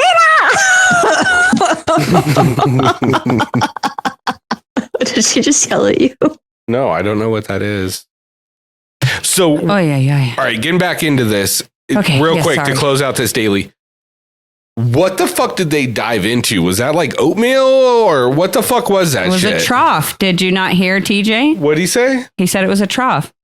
I know it's a fucking trough, but what was in the trough? I just want to know. Was it doo-doo butter? No, I think it was like I don't like that. Don't like it. I don't know. It could have been like oatmeal or something, but I personally, I don't know. It looked like what they feed like pigs and shit. Like It was a big ass acai bowl. fucking. With some rolled oats. Why do you think Derek and Laurel were so damn comfortable in there? Great. Oh It's my a great gosh. exfoliant. Zach said something hilarious, like why did Laurel get back into why did she did she dive back into it? Did you see she caught her fucking leg and fucked herself up a little bit? I did it. Yeah, when she jumped in, she caught her ankle on it, and you saw when she landed, she was like, Oh no. It's not funny, but it's kind of funny. No. She's a tough bird. She'll be all right. Yeah, I it's was like wa- stubbing your toe. Sorry. I was wondering that too, though. I was like, did you have to be inside the trough to complete the challenge, or like why did you get out, grab your star, and then get back in to go check? 100% chance that it felt good in there. And after the issues that she's had in the past with, maybe not getting things spot on, maybe she was like, I'm covering all bases, get back in. Not gonna miss this hole. Nope. Not today, Satan, not today. I'm gonna fill up all the holes. Oh my god, that's amazing. Every crevice. That's a good point. Really quick before we move into this first part of the final that we see at the end of this episode, I just wanted to bring something up, just because I think it's an interesting conversation. And we've been having it a little bit in our fan groups. We've been having it a little bit on Instagram. But during this daily where everybody's fighting for these last 2 stars, we get a confessional from Cara while she's sitting there with her little fishing pole thing where she was like fishing, and I was like, what are you doing, Cara? But that was funny. Anyway, she says, I would be happy to run a final against Laurel, who is considered to be one of the greats of the greats of the greats. I don't know what's going on this season with her, but if the old Laurel shows up, fuck yeah. That way, if I win, then there will be no doubt who is the best. So here's my question. For everybody here, and I know a lot of people have different opinions on this, and it seems like the fan base is actually pretty torn, but in your opinion, is this like a deciding factor? Should Laurel move on for the rest of the final? Let's just assume that she's the one that moves on, and her and Cara, somehow magically, they both make it through all 4 of these checkpoints. They're not one of the 4 people eliminated, and they get to run all the way to the end of the final. And let's assume one of those 2 happens to win, or like whoever places above the other one. Okay. It's a lot of hypotheticals, I know, but is this kind of like a tell all kind of for you as to who's the GOAT, who's the better competitor out of Laurel or Cara, or is this just another thing that they've done? Just real quick, I think it's really appropriate. That we're having this conversation while we have the owner of GOAT Media on. Oh, you know what I mean? So you see that transition just right into it. But love that. Yeah. I personally do view it that way. I'll give my opinion on it, but I'll let Pierre go first since he's our guest and this is a GOAT discussion. Yeah. I truly think that every final, every opportunity to compete is building someone's legacy. So short answer, yes. I think the long answer is I have to be impressed with the performances. I think if Laurel were to be able to get past this particular the shock elimination, she would have to do a lot of work to win this final. So it will be impressive regardless. Now, is it going to tip the scales? I don't know. I think that Cara's Vendetta's win is one of the most impressive wins in the history of the challenge. Really? Not being a historian, but it really is for me. Wow. And maybe that's because she beat my podcast partner. But maybe it's because that particular season was hard, and it was an individual winner. And anytime a woman can compete at the same level with men, that means she's an extraordinary being. Okay, she's an extraordinary being. So for me, I think her win is more impressive. But this would tip the scales. Yeah, it would. To answer shortly, I would. But I have to see it. I have to see what it is. To me, it's the rubber match. It is the decision maker, because what are the odds that we're going to get these 2 women still in their prime against each other in the final? Yeah. Where there's only one final win separating the 2 of them. You know what I mean? Right. Yeah. So, and here's my thing is, I'm done with the whole asterisk thing. Like, oh, Laurel should have an asterisk because she didn't go into elimination. She played the game that they gave her and she got it. Now, if they knew about the stars or whatever, that's irrelevant to me because. And to me, it purges an elimination, to be honest. It is. Yeah, exactly. And I think that's my thing with Laurel's star. I know a lot of people are upset about the way that she got it, but it wasn't like she was given it. She got it within the confines of the structure of the game, like as far as competing, right? She competed to get it. It wasn't like Ace or Veronica where she was handed it. So I think. What is the difference between these eliminations and the Challenge 39 eliminations? Same thing. Yeah. Yeah, 100%. And here's my thing is they're competing against each other in the same exact final. So it's not comparing, well, one final was harder than the other and the other one was harder than this. They are competing in this one against each other. So they have to do the same shit. They both have to ride on a fucking car and shoot a paintball gun. They both have to get electrocuted. That's fair. And regardless of if it's a 20-mile run or a fucking carnival game, you're still competing against the other person. In the same thing. That's a good point, because if we take the actual finals, in my opinion, the free agents final that Laurel won is more difficult than the Bloodlines or the Vendettas finals that Cara has won. That free agents final was fucked up. Like, that thing was nuts. So I do like that point that they're running the same thing instead of trying to compare a free agents final or to a Vendettas or Bloodlines or, that's a good point because we can always argue about which one was harder, Vendettas or free agents. They're both individual seasons. They're both right. Difficult finals. It was individual.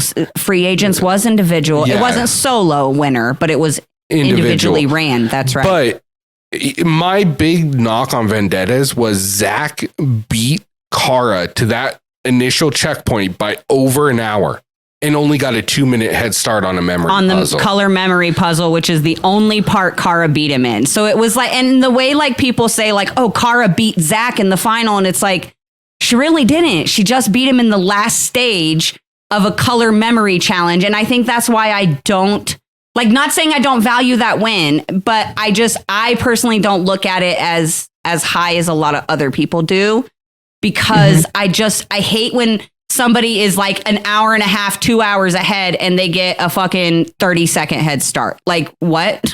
What? So Cara has 2. Correct. Yes. So how would this, if Laurel were to go on to win, how would it tip the scale in her favor? Because this final is not as hard as a flagship final. But they're competing against each other. So it's a direct win against Cara if they both make it to the very end. Right. Secondly, Laurel's done this in half as many seasons as Cara. That part, that's legit. That's Cara legit. took 9 finals to get 2 wins. Laurel's been to, this is her second final. And if she wins, is this her second? Yeah. Second. Third? Yeah. I don't know. No, third. She went to Rivals 1 with Cara. Oh, the average game is tricky to play, because then you're going to start talking about CT and then you're going to start talking about, And that was actually what I was going to say is, for me, this season, this final, again, assuming that they both make it through all these cuts, these checkpoint cuts, for me, this is a deciding factor. However, it's a deciding factor, again, for me with an asterisk. It's kind of like the CT Bananas thing where I feel like it's never going to fully be settled and they're going to one up each other all the time. Like, one year it might be, like Laurel is the fucking GOAT and has more wins than Cara. And then fucking Cara comes back and wins another one and beats her or whatever, or like when, CT and Wes, whooped Johnny's ass in Rivals 2, but then CT and Bananas went head to head in free agents at that final elimination, and Johnny fucking beat him in something that CT should have won. So then it's like, oh damn, Johnny got him. So I personally feel like this Laurel Cara thing is never going to be done. But for me, like in this moment, this is a really important to see like who comes above the other one, especially with how much they've been going at each other, how much they've been like, I want this person out. I want to beat Laurel. Like it just, for me, it would almost be like poetic to just see who comes in front of the other one after everything that they've put each other through this season. So I want to be clear on how I'm saying this because I've given a lot of different examples on this and I haven't said how I really feel. Mm-hmm. I feel like this is a GOAT discussion for Cara only because to me, Laurel's still in the lead. This would officially put Cara in the lead as better than Laurel if Cara wins. If Laurel wins, it's just reinforcing how I already feel about this. Yeah. Which is Laurel is better. Mm-hmm. Right. And that's just my personal opinion. So, and that's based on essentially, if I'm understanding the fact that with the exception of Ride or Dies, if Laurel shows up, she's in a final and she's, and she's going very far, if not winning. Cara's never beat her in elimination. Ninja, right? Huh? With the exception of the ninja situation, if Laurel shows up, she's basically going to the final automatically and she's pretty much, getting close to win. So, that's why you have Laurel higher in your rankings. So to me, it's like the argument of Johnny and CT versus Jordan.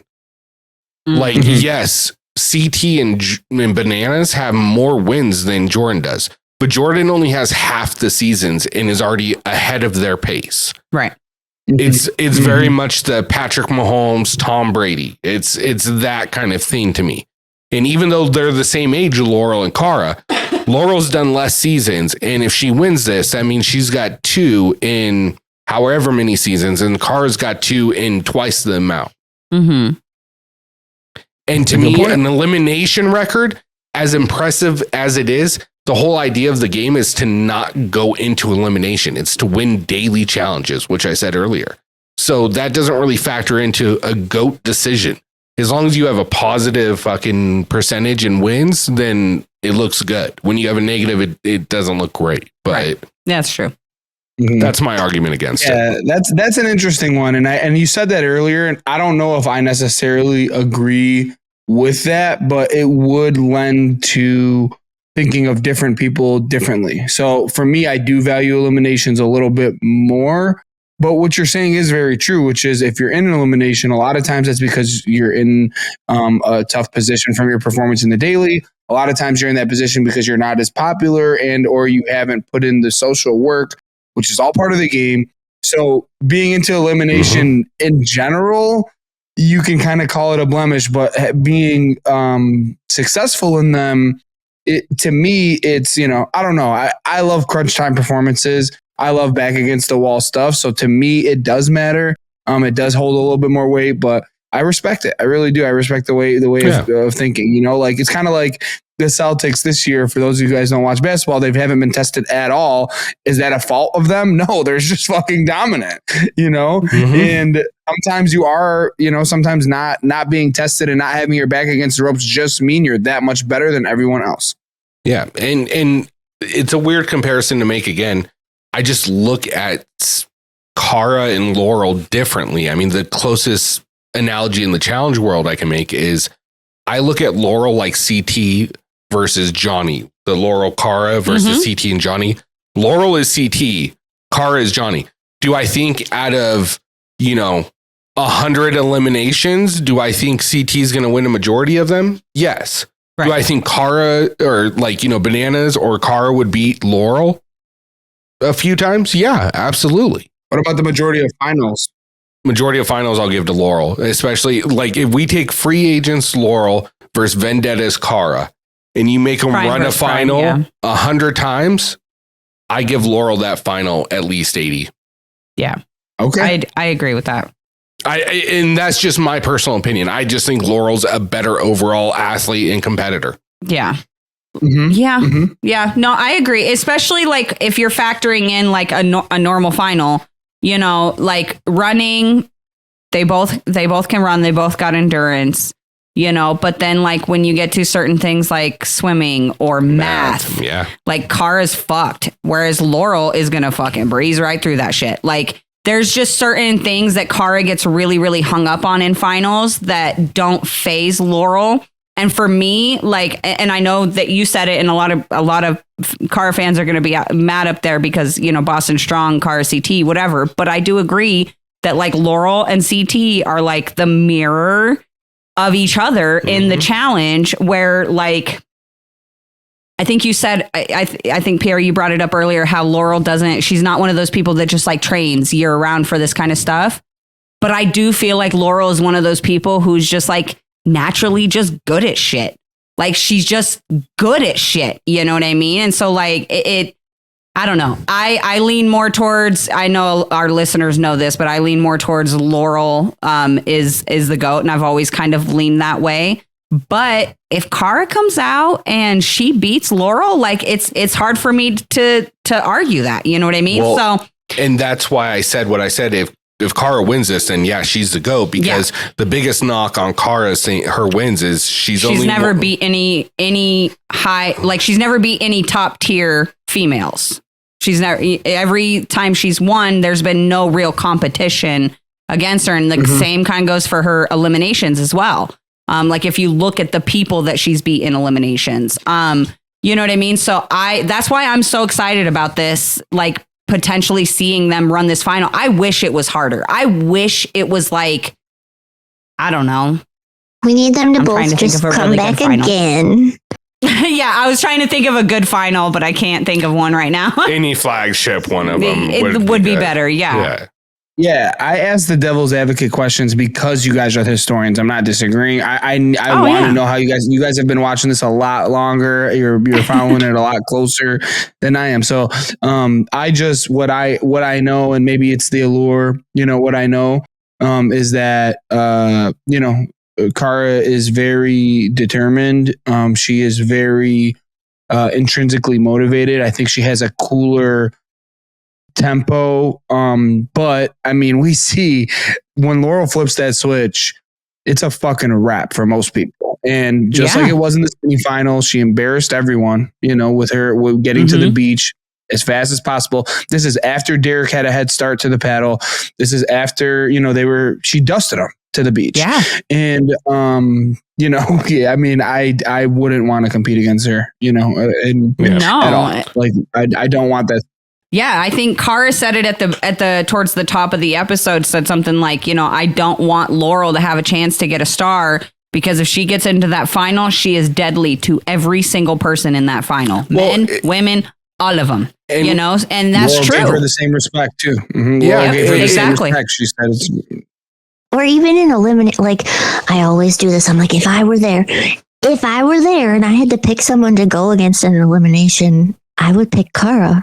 Because Laurel scares the shit out of me. Like, not that Cara doesn't scare me, but Laurel scares me more. And if those are my only options, I'm sorry, but it's Cara. Yeah, it depends on the thing, but I think you're right. And look, we're talking kind of the same conversation over and over, just using different analogies. But I think the perfect analogy earlier was it's Manning and Brady. It's a flip of a coin. It's just, who do you prefer? Which one do you like more? Because they're both great. So, anyways. She's creeping back there. Being weird. She is creeping big. She's just literally sitting right on the edge of my chair, just staring at the screen. Her tail's just slapping the wall. Oh, look out. She's like, I'll stay out of the shot, but can you pet me? Yeah. So anyway, I mean, TJ basically sends him home after, he dismisses the rest of the people. Laurel and Derek send him home for a few hours. It seems like, I don't know. Yeah. Maybe it was a couple days. I don't know, but I would assume a couple days. Maybe. I don't know. I didn't pay attention to outfits and stuff. I didn't see, but I know like Derek's giving that toast and stuff. And all of a sudden TJ comes walking through the door and he's like, "You guys ready? Get ready. I told you to be ready. Get ready. Let's go." I did love that he pulled up in that Winnebago and they all loaded up in it. And they're like, road trip. And the fucking song, the fact that they played the National Lampoon's Family Vacation song as they were driving was just chef's kiss. You were so happy in this part. You got that song and then you got Africa. You were just music happy.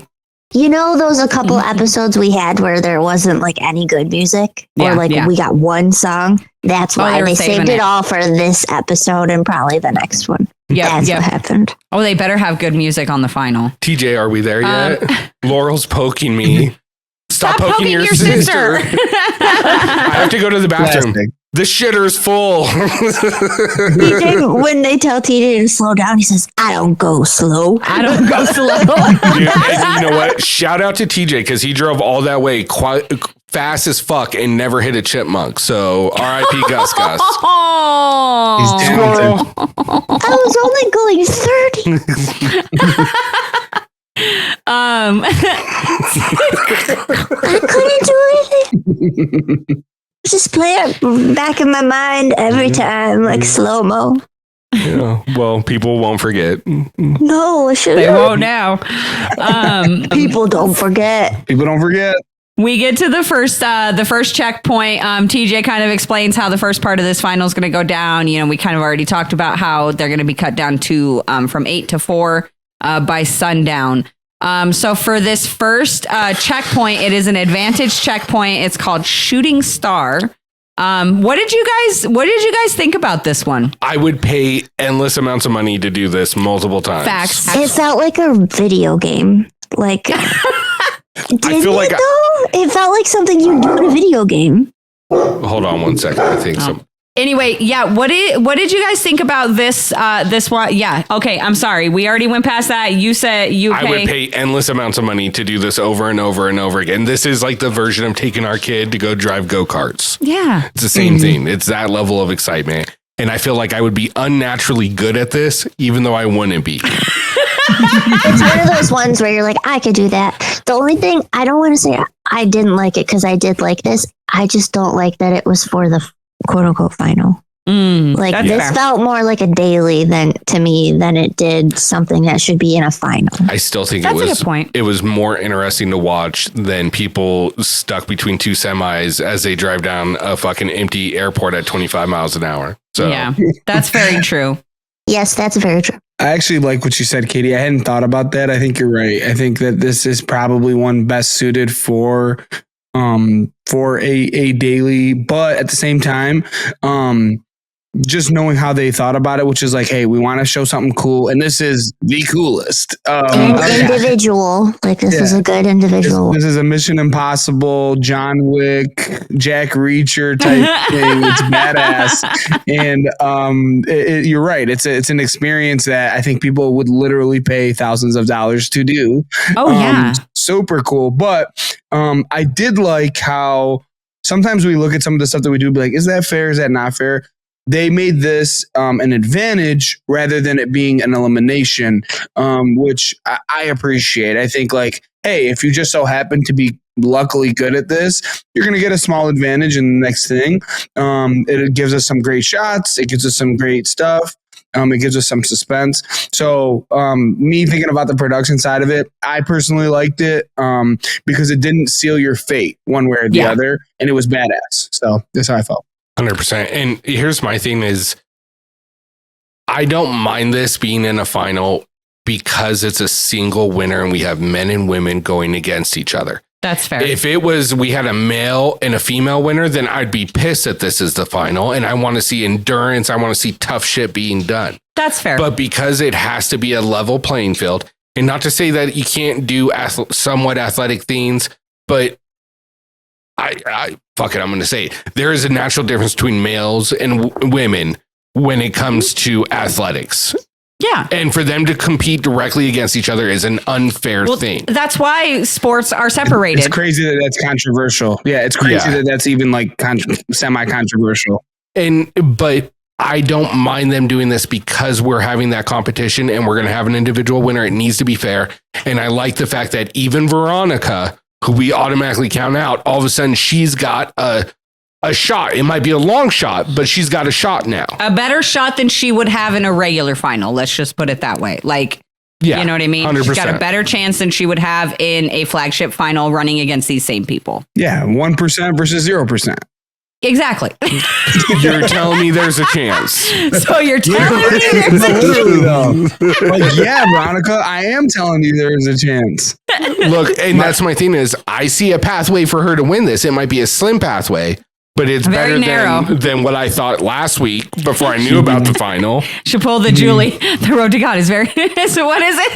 The road to God is straight and narrow. The road to God is right into the water. I was really surprised that Leroy went first on this competition and ended up winning it. His strategy, though, can we just talk about Leroy's strategy through this first half of this first part of the final? Just him thinking about like not just running back in there and be like, it was super easy. Like, you know what I mean? Like he thought about everything from how he was actually doing the game, the competition, to how he was going to respond and react in front of the other challengers. And like this one, he went back and was like, oh man, it was hard. I didn't get very many, blah, blah, blah, blah. Kind of dropped their confidence level a little bit. You know, when we get into the shock thing, he doesn't fucking touch it once, but he screams like someone is literally murdering him. Like he's Gus under Katie's car. I had to do one. I love you so much. I accept it, but just like the strategy that Leroy was bringing this episode, I was like, dude, he's really like thinking this through. Like he wants this win, and he's thinking about every tiny little step, even if it doesn't matter. He's thinking about it. 100%. I can't think about anything but Gus now. Yeah. Well, and look, there's not really a lot to talk about this daily. They were strapped to a car shooting paintball guns. I can't really break it down. They were drifting. It was cool. I had two thoughts. So which I'm glad you talked about Leroy, because his journey and his path to get his first win is the most underappreciated story of this final. Yeah. 100%. I feel like he gets so underappreciated for everything. Mm-hmm. He's so much smarter than everyone gives him credit for. No, that's true. I mean, he's clearly focused. He's clearly motivated. Like, it's really, really nice to see this version of him. And I would be just as happy for him as I would be happy for either Cara or Laurel. As people that I personally know to go and take this down. However, I will say this. Nicole, she used to be a cop. What, you don't know how to shoot anything? Like what is going on? And funny thing you say that though, because when they were doing the shock thing, sorry, I gotta say it now or I'll forget. When they were doing the shock thing, someone to be a police officer around these parts, you have to get tased. Exactly. Was she actually a cop, or did she just go through the training? We live in the same state, so. Oh yeah, you do. I'm just saying. I know things. Was she an actual cop, or was she just going through the training? Well, that's what I don't know. Did you not finish the training, or were you just lying? Because you did lie. But anyways, we'll get there. But I had to say it now, otherwise I'd forget. I'm sorry. I just have questions. I have questions. Okay. Yeah, I'm surprised that Nicole didn't do better. I figured she would. I figured it was going to come down to, honestly, either Derek, Cara, or Nicole going into this. The fact that it was Laurel and Leroy that it came down to the win, and inevitably Leroy getting that win and the advantage in the next one. Mm-hmm. I kind of like this next part of the final, which is the electric star, where I don't think they really need to hook them up with a ground wire. I think that was just for an intimidation factor. Possibly, yeah. It's safety though, like they got to do it to be safe, but legally they're not going to shock them with anything that can do actual damage to a person. That's too much liability. Yeah, exactly. So like you don't really need a ground wire on that. I'm just going to be honest, but let's say they did it just for safety purposes. I still thought it was fucking funny as hell, and like you said, Leroy getting that advantage of being a quarter star starting point and then getting it done and then screaming was fucking hilarious. TJ laughing at him though. But even Leroy's little heel click on the way out. Yes. Oh, it was so good. Well, knowing what we know now, there were 3 competitors who very carefully decided to go through the maze. and there were 3 that were bull in China shop, and and 2 of those, and of the careful competitors, one of them had a 25% head start. The other 2 are in the bottom. Okay, so there was a clear winner in what strategy was better, right? Oh, absolutely. So Leroy, he doesn't even know how lucky he is that he won the first one. He literally has no idea. Because there's a very, very good chance that if he didn't, he would be in the bottom 2. Well, and here was my thing that really confused me in this moment, because don't get me wrong, Leroy, in my opinion, is a very intelligent man. But what in God's name would possess you to think that if you hear people screaming, that means they're hitting the bar and that means they're going slower than you? No, bro, that means they're fucking busting through this with the quickness. Ace's strategy. Like what? What? Ace and Veronica. Ace, can we talk about Veronica? I used to get electrocuted for fun as a kid. 80s baby. 80s baby. I will say, I'm going to call my husband out on here. He's sleeping, so it's fine. You know those electric bug zappers, like you have to squeeze the button? They look like tennis rackets. Oh no, yes. Him and his friends, I have videos somewhere in the archives of them literally trying to shock each other in any way that they could with those. So, and we're not going to talk about how old we were because we're grown. So we were grown. We were grown. It wasn't the 80s. It wasn't the 90s. I mean, to be fair, 2024. No, I'm just kidding. In my mid to It late, could be.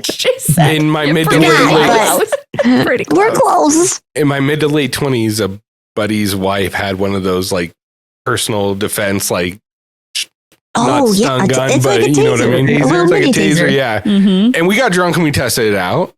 I mean, there's a reason. Boys being boys. There's a reason women live longer than us. That is very, very true. Yeah. No, I did stupid shit when I was younger. I can't think of anything dumb I've like really just purposely stupid I've done as an adult, but We'll have to get our brains working on that. We'll get back to you next week. We come from the jackass generation where like we thought that stuff was cool. I will say as somebody who has been extremely critical of Ace, I was impressed with his number one brilliant strategy with him, Steve and Veronica all deploying the clank strategy of getting through it as much as possible, taking the pain tolerance, because that's tough, man. That means you want to win. That means you understand that a little bit of pain is worth quarter mil. So I was impressed by Ace. I have to give him credit when he deserves it, and he definitely does. This was the first time I saw him compete with urgency, really like where I looked and I said, yeah, he was the best at this. So absolutely. I'm surprised he didn't break that fucking star as fast as he was going through it. Yeah. You know what I mean? Him and Steve. Like, Steve made me crack up because at first he was kind of going slow and then he fucking touched it and he was like, and like hurried up and ran through it really quick. He was probably worried about that electricity fucking up his fingers. Those hands, with those hand jobs. And wouldn't be able to hand job model anymore. Yeah. And you know what? I have to give Veronica the same credit. You don't deserve to be there, but since you are, compete your ass off, and that's what she's doing. Yeah, 100%. Absolutely. Yeah, no, I was impressed with Veronica in that moment. Honestly, like I'll again, our listeners know, and I'll say it again. I've never been a big fan of Veronica ever. But this season, she's not bothering me so much. So I think that's why time you've said this. I know, right? It's weird. I don't know, but she's not bothering me this season, and I think that's why I've just like kind of overlooked the whole fact that like she's there and didn't do anything, never won a daily, never won an elimination, well, actually, didn't she win a daily? Because she did her and Leroy, the trivia one. Yeah. So she did win a daily. So I'll give her that. She did win a daily and she helped Leroy win when he needed to win. But it was the daily where her and Ryan were paired up and they had to jump and grab that ball hanging off. And she didn't fucking quit. She kept going and going, even though she couldn't get it. She never stopped. And that was a good one too. Yes, I will give her credit on that. That's my change of heart. I saw that and I was like, you know what, Veronica, if you're going to talk your way out of an elimination, even though you got given your star, you talked yourself out of an elimination, you were going to fucking lose. Yeah. Point blank. Yeah. And then you got through and you put heart out there. You actually tried, even though you couldn't do it. I'll look past it and I'll give you the benefit of the doubt that you did what you had to do and now you're in the final. I needed to hear that. Sorry, Katie. I needed to hear that because for me, I've just been dogging her and somewhat rightfully so. My favorite joke, and I've been pushing it, and I'm gonna keep jumping. She literally can't jump over a quarter. I'm gonna keep saying that. You're not wrong, bro. You're not wrong. I'm gonna keep saying it because it's true. But what you're saying is right because let's keep it 100,000. She did what Cam couldn't do. Right. Mm-hmm. She did what, even Flora, Flora, but even like, if you look at Flora versus Veronica, like, in my opinion, Flora could have reached that ball. She chose not to reach that ball every time she went up and jumped. Yeah. But Veronica still she was way too short. There was no way she was ever going to fucking get to the top of that rope above that ball. But she tried every single time. You know what I mean? I don't know about that. I mean, there was kind of like, you think she like really was trying to pull it down? I think she was trying. I think she was trying. I think she was genuinely trying. Because like she was reaching out for it, whereas like Flora was just bloop, which was fine too, but to me it was an episode of Teletubbies, you know what I'm saying? just reaching for the sun and just never getting it.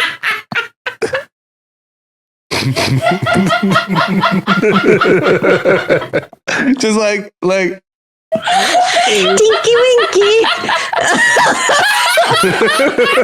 like I didn't see the effort personally, but Rick, you're 100% right, and this is the challenge All Stars versus the flagship conversation. All right, that we had this on our show, which is like a layup on the flagship. A layup on the flagship, your Amanda's, your Big T's, your Tiffany's. You said Kayla? Mm-hmm. She's been through I don't know athletically, but like whatever. Let's call her an athletic layup, right? I'm thinking about guys. The guy Tommy comes to mind. People like this, right? Mm-hmm. They when they're there, at least they're like an adult human. Like whenever it's on this adult human. Yeah, whenever it's on this show, it's like Flora, like you're 52, that's granny status. You know what I'm saying? Like Veronica, you haven't been in a final since 2005. You know what I'm saying? Like it's Tia Veronica, bro. Years. Since Nam, dude. You know what I mean? She needed. I'm sorry. Are you okay? Yeah. She's definitely the purple Teletubby for sure. You know what I mean? I'm not mad about that one. That's accurate. Oh, she needed WD-40. We were told her.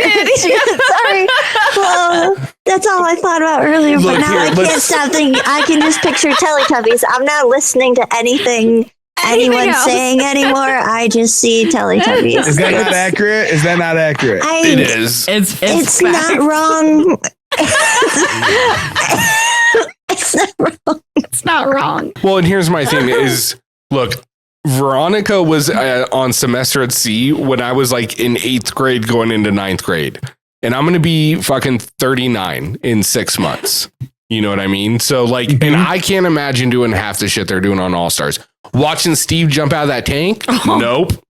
I'm going down slow as fuck the whole time. But the Power Rangers, we didn't talk about it in the intro.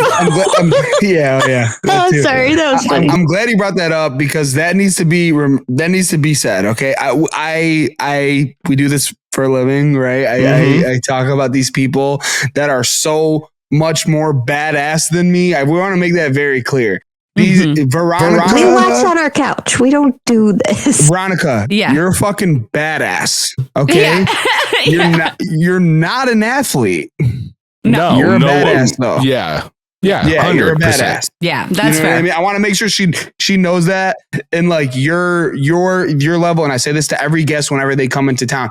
Anyone that has the vulnerability to go on the show, and I've said it on this show with you guys, it's at such a high level. So for her, I admire her confidence. I admire it. Doesn't mean you can do it, but I admire you going out and trying. I really, really do. I have to say that. 100%. And here's my thing is, Veronica would still probably beat me in a final right now. No, fuck no. I'm taking you.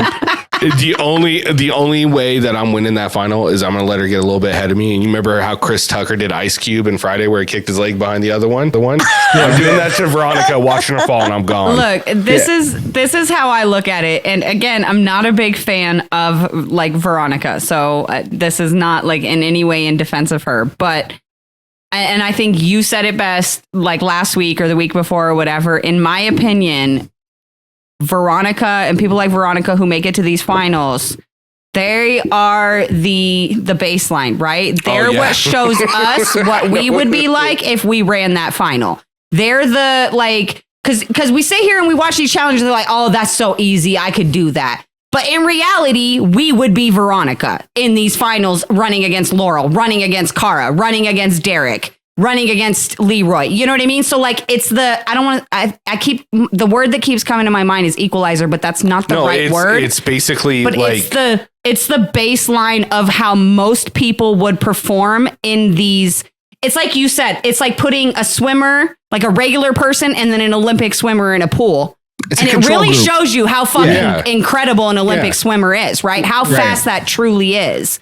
And so it's that. Well, first of all, I want people to know this. They should put one normal person in every Olympic event just so we can see how different it is, because that's what the point you're trying to get to. Yes, thank you. Yeah, I should have just let you say it, but it's fine. I like talking. I don't know. I do. That does go back to my original point, which is like all stars. Like I asked Zach, what did he think of the casting of Flora? And I'll ask the same thing. What do you think of the casting of Veronica? The casting is not the issue. The casting of them is not the issue, but she needs to be competing against Anissa. She needs to be competing against people of that ilk. You know what I'm saying? Mm-hmm. And, let the cameras and the editing make it look cool. You know what I mean? But just asking a Flora and a Veronica to do what you're asking some of these other people to do, like it makes them look so bad. Right. And that's just how I feel about it. I was upset that they cast Jemmy in All Stars 1 because she was not old school enough for that cast. Mm-hmm. Point blank. That's fair. That's fair. So, I mean, anyways, here, getting back to the episode, let's wrap this up real quick and then we'll get into some fucking hypotheticals if we want. But, all right. I mean, we're pretty much at the end. We get left on a cliffhanger. But that's nothing for 90s kids because we're used to be continueds. Or used to this shit. I don't want it. When they do this, if it's streaming, give me that bonus episode right after. I don't want to wait till next week. Okay. I agree. So I don't mind it because like we do need to have some patience in this society. Yeah. So it's like you're gonna fucking wait next week. I've been patient enough. Damn it. Yeah, we had to wait a whole fucking year for this episode. I've been patient enough.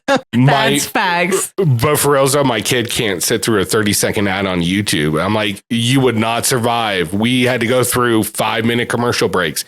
You watched MTV, it was 8. Yeah. Think about road trips without a device. What did we have? We had Mad Libs. If my parents turned on the windshield wiper fluid, I would watch the raindrops watch them race. Them. Yeah. Yep. There was all kinds of fun car games. Stare at the black dots in the window. Oh yeah. Or play I Spy. Yep.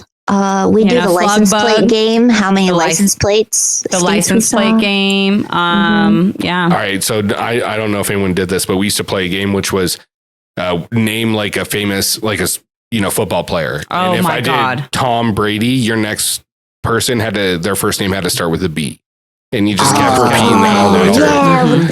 That was the game. Yeah. That was the game right there. Yep. Anyways, cliffhanger, Laurel or Derek, who do you think's going home? Who's staying? I don't know. For me, Derek was literally scared. Like literally scared. He talked about his jaw and this and that. To me, like that fear probably holds him back. I think that Laurel was pretty strategic in the way that she like put it down. I'm gonna take Laurel, but I do think that I do think it's close, and I do think that Leroy would have been that person had he had to go the whole way. So I do think it is Laurel that succeeds and Derek going home. That is an interesting point. I didn't get to say this earlier that about Leroy, because I didn't really think about that till you brought that up, how slow and precise he was. And if he had to do the whole thing, he probably would have been in the bottom too. So absolutely, which would have been really interesting that Laurel and Leroy were in the top and then in the bottom. You know what I mean? Who you got? Yeah. So I love both of them, and I'd love for both of them to get through for different reasons. I think it's just very poetic for Derek to have a good season, and then make it to the final and get through this. Like, it would be so poetic for him to make it through, and I would love to see him go through. However, I am going to go for Laurel simply based on the fact that I don't want to have to wait God knows how many more seasons to see a Laurel versus Cara final. I really, really want to see them go against each other. Like, I feel like their storyline this season has been like such a big part of the entire season. So for it to not have a conclusion, I would literally feel fucking robbed. So I am pulling for Laurel to make it through this, and hopefully Laurel and Cara make it through the next however many checkpoints until these 4 people are eliminated, because I want to see them go against each other. What are you laughing at? It would just be so fucking hilarious if they both made it, and so did Ace, but Ace won. Oh my God. If Ace wins, I would lose it. We riot. You put a stamp on it that I hadn't thought of, which is like, you're so right. Like the edit, like there's no way it's not Laurel. You know what I mean? Honestly, I hadn't thought of it that way. But you're 100% right. There is no way it's not Laurel just from the edit alone, which they built us up the whole season, and Derek didn't get any screen time. You know what I mean? Well, I mean, actually, Derek got a decent amount, and he had a lot more than he ever has before. That's for sure. Okay. He had a much better edit and storyline than he ever has before. But I just feel like between like the main 3 storylines of the season have been the Laurel Nicole thing, right? Which circles into the Laurel Cara thing, which circles into the Cara Cam thing. Well, Cara Cam thing's out. That's done, right? The Laurel Nicole thing, we still have to fucking deal with that bullshit for the rest of the final. Okay. Yeah. So to me, that's the only storyline that's left, like, not closed out yet, is this Laurel Nicole thing, or I'm sorry, this Laurel Cara thing, especially because like you said, we went from, and I know a lot happened in between, a lot was not shown to us in the edit. But like we went from, Laurel screaming at Cara and all of that to them playfully joking with each other in the RV. So like, there's so much to this storyline, and I just feel like it would just be like an injustice, like to give us this storyline and then let Laurel go, especially because they had over a fucking year to edit this shit. It just wouldn't make sense for them to focus so much on this Laurel versus Cara. Who's the best? Who's the GOAT? Have all these confessionals about this, and then we don't even get to see them run against each other. Like, I don't know. I'm pulling for Laurel. Now the devil's advocate. Sorry, Katie. Now the devil's advocate in me is saying, and I've seen this a little bit, which is like they'll use up a storyline while it's relevant. So it's like, all right, if Laurel is going home, they got all the smack talk out of the way in this episode. So like now you got to question. Didn't have that big of a storyline in 39, and he came in and won too. Enough. So yeah, I don't know. Very, very, very true. That's true. Look, to me, this is a no-win in my personal opinion, either way, because I want both of these people in the actual end of the game. I always want to see the best competitors make it to the end and compete against each other. And maybe that's because I grew up watching Dragon Ball Z, but I always want to see the best versus the best. Yeah. I mean, fuck, there's movies with kickboxing named Best of the Best. Like, it's ingrained in me. So, but with that being said, I'm gonna say Laurel just because of everything you said. I think it fulfills the storyline that they build up this whole season. Yeah, it just makes more sense. Yeah. I have to too. I don't want to say I don't want to say it because I like Laurel too, but there's something about Derek that I want him to win so bad, and he made me cry twice during this episode, just talking about his sister and that whole dynamic and everything going on with that. So I don't want it to be him that goes home. Yeah. And one thing too is like whether it matters in this particular challenge, but like experience in a final, it really matters. It matters. Laurel had to lose a couple to get hers. Like CT is the one that really always sticks in my mind that he had to do so many seasons before he won one. Like it matters. So to do it on your first final, it's something that very rarely happens. So just statistics, probability, all that, it's hard to bet on Derek. Now, I don't think anyone in this chat is going to be surprised if he advances and wins. Yeah, not at all. But if you're gun to our head, I mean, come on, it's hard to go against Laurel. I'll say this: unlike Jay, I think Derek has earned the right to come on any All-Stars or flagship season in the future. I think he's proven that he's a good enough competitor to be on either or. And if there wasn't such a heavy Laurel, Nicole, Laurel, Cara, Cam edit, we probably would have seen a lot more of him this season. But that was the storyline that they focused on the most because those people were dictating what was going on in the house. Yeah, exactly. We lost a lot of strong men early as well. So we did. 100%. Women. We did. Still upset about Rachel. Rachel too. Yeah, Rachel too. But like within the first 5 weeks, no Laura or no Tori. What the fuck am I? Who am I talking about? There was no Tori. That wasn't wrong. Yeah, not gonna lie. I'm about her. No Tony. Right? Mm-hmm. No Tony. That's right. Yep. No Tony. You know what I mean? So like, no Brad. Yeah, no Brad. Off season. So, So and obviously we don't have Adam here. So how strong was he? And all this matters. So 100%. Yeah. It does seem like it's trending towards that climax of Cara versus Laurel. So we'll see what happens. Yeah. So all right, let's wrap this up. Who's your guys' MVP for this episode? And if you have an honorable mention. I'm going Derek this week. He gets mine. Yeah. I'm gonna go ahead. My MVP is actually gonna go to Leroy. With a shout out, honorable mention to Derek and Laurel for getting those last couple stars, but they're also both in trouble of going home on the very first checkpoint. So it's hard for me to give them MVP, but man, Leroy is absolutely freaking killing it in this final right now. I know he got lucky on that second part, but he got lucky because he did so well in the first part, So I'm gonna go ahead and give him my MVP for this episode. Mm-hmm. Who you got, Pierre? I'm gonna go the opposite way, guys. I'm gonna take a combination of Veronica and Ace, and I think the reason for that is because the paintball challenge, they made it to the final. They got to chill and drink beers. Okay. If we're gonna reward social game, let's reward it. And then also, whenever it came down to the elimination challenge, they did what it took to make sure they didn't lose. And they're surviving. They're living another day. Obviously Steve is in there, but like we know he's a badass. It's like almost like I'm not giving him credit for being such a badass.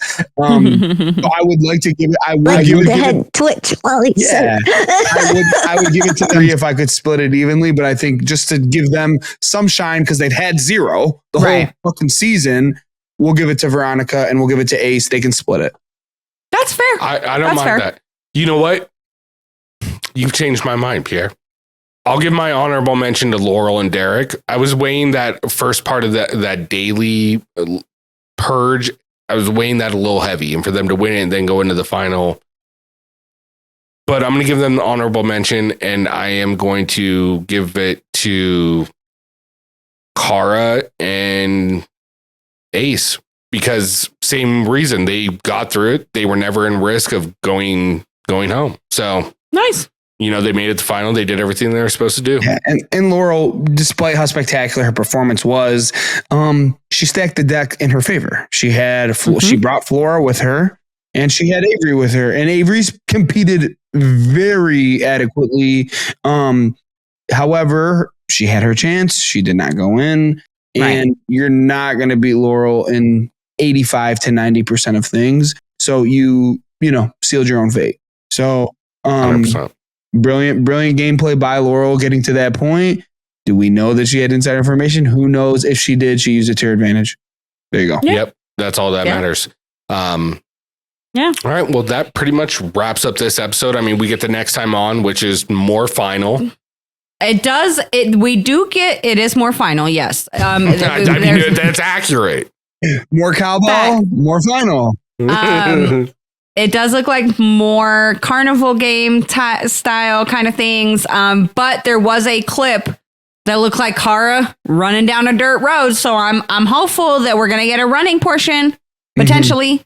We'll see. I was going to, but I feel like that would kind of amp up this final a little bit. At least give us a running portion, a few miles, something like some sort of You know what I mean? Something long distance, not like, just make them run a mile. While I've loved this season, this is going to tell you everything you need to know about the season. If you showed me all the stuff that they've done, I would go on this season. That's how unintimidating it has been. Yeah. 100%. Intimidate me next week. That's all I'm saying. That's all I'm challenge. saying. Did we even, didn't see any eating challenge. Oh no, there is. Is there? Okay. There was a whole big bucket full of crawling bugs, and I bet you anything they're gonna have to eat them.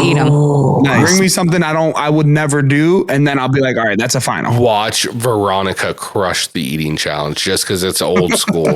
Well, I feel like, there's been in these especially in these checkpoints here, since we've gotten into the final, it's been a lot of callbacks to things that they've done on previous seasons. So like the paintball thing, they've done that before.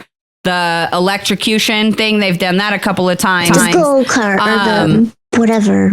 And the bug thing, like having to put your head inside of a bucket and munch on bugs. They've done that before. They did it on Bloodlines. So I feel like all these checkpoints are going to be callbacks to like things that they've almost like reinventions of things that they've done in the past. And so that's why I feel like that shot, there was a shot of like a little clear box that had like cockroaches and bugs and live bugs and shit crawling around. I feel like it's going to be a reinvention of what they had to do on Bloodlines, where you had to put your head in there, munch it up and spit it in the tube. So you're opening my mind to something. I can't believe I'm going to make an argument for Veronica right now, but what if she comes out and wins? But look, let's think about it. Because they're going advantage elimination. If the advantages are running things and the eliminations are eating and puzzles, she could win. Like she literally could win. And it just depends on which is which. If the elimination thing is a running thing, we'll see ya. But if the eliminations are a puzzle, if they are an eating thing, she has a legit chance. I cannot believe I'm saying that. And that's the thing is what we've seen of this final, the way it's set up, it could go either way, because if an elimination part of the final is math or a puzzle, Cara's fucked. Yeah. Yeah. And that's, I wouldn't say fucked, but she's going to struggle. I don't know, Yeah. She's going to struggle more than the other people that she's, other than maybe Nicole, because I think, and I'm not making a joke, but I think that Nicole struggles with the math stuff too, because those were the things she struggled with on that invasion final. Look, here's my thing with Cara. We've seen multiple different examples of her doing math in a high pressure situation. War of the Worlds 2. War of the Worlds 2. Earlier in this season during the daily where she couldn't add 782 plus 8. I'm sorry, there's just plenty of examples, and it's not to be mean. I'm not trying to say that she can't do basic arithmetic, but under pressure, she can't, and that's fine. Everybody's got their thing, that they can't handle under pressure, and unfortunately for Cara, hers seems to be number related, and there's a lot of number related shit on the challenge. So it's like, ugh. Sure is. But it's really anyone's grab. I'm looking forward to it. Yeah, TJ wasn't kidding when he said it's anyone's game. Like that's the first time, honestly, that TJ hasn't lied about a final. Yeah. Other than War of the Worlds. Other than War of the Worlds 1, when he said it was going to be the hardest one ever, and that was in Accurate. fact true. Yeah. Yeah. Well, that pretty much wraps it up for us. So, go ahead and get us off these mics. My name's Ricky Hayes. We want to thank you so much for tuning in. We appreciate it. If you've enjoyed this episode, make sure you give us 5 stars. Make sure you go down below, check out the links, because we're going to have all the links for Pierre from Zach Nichols Podcast. We'll have the link for Go Media. Was a link for the most recent recap and interview you guys did. I believe it was with Raven, and you guys were breaking down All Stars 4. Yeah. So the last episode we had was just me and Zach, but the last interview was with Raven last week, and we talked about All Stars and then got into her stuff. So thank you. I appreciate the plug. I love coming on here. You guys are family to me, and I can't wait to see you guys when you make your way up to Michigan. So hell yeah, we're getting close. Getting close, buddy, and I'm excited about it. So for myself, Ricky Hayes, my beautiful wife, Karina Hayes, Katie, Babla Pahura, and Pierre, we want to thank you all so much for coming out, checking us out, listening. Let us know what you thought about the episode. And if you can, rate us 5 stars. Make sure you're subscribed, download all that special shit. And if you didn't like us, hit us up on Instagram at Biodomer. Tell us what's up. Yeah. Otherwise, be good to each other. We love y'all. Night. Bye. Bye.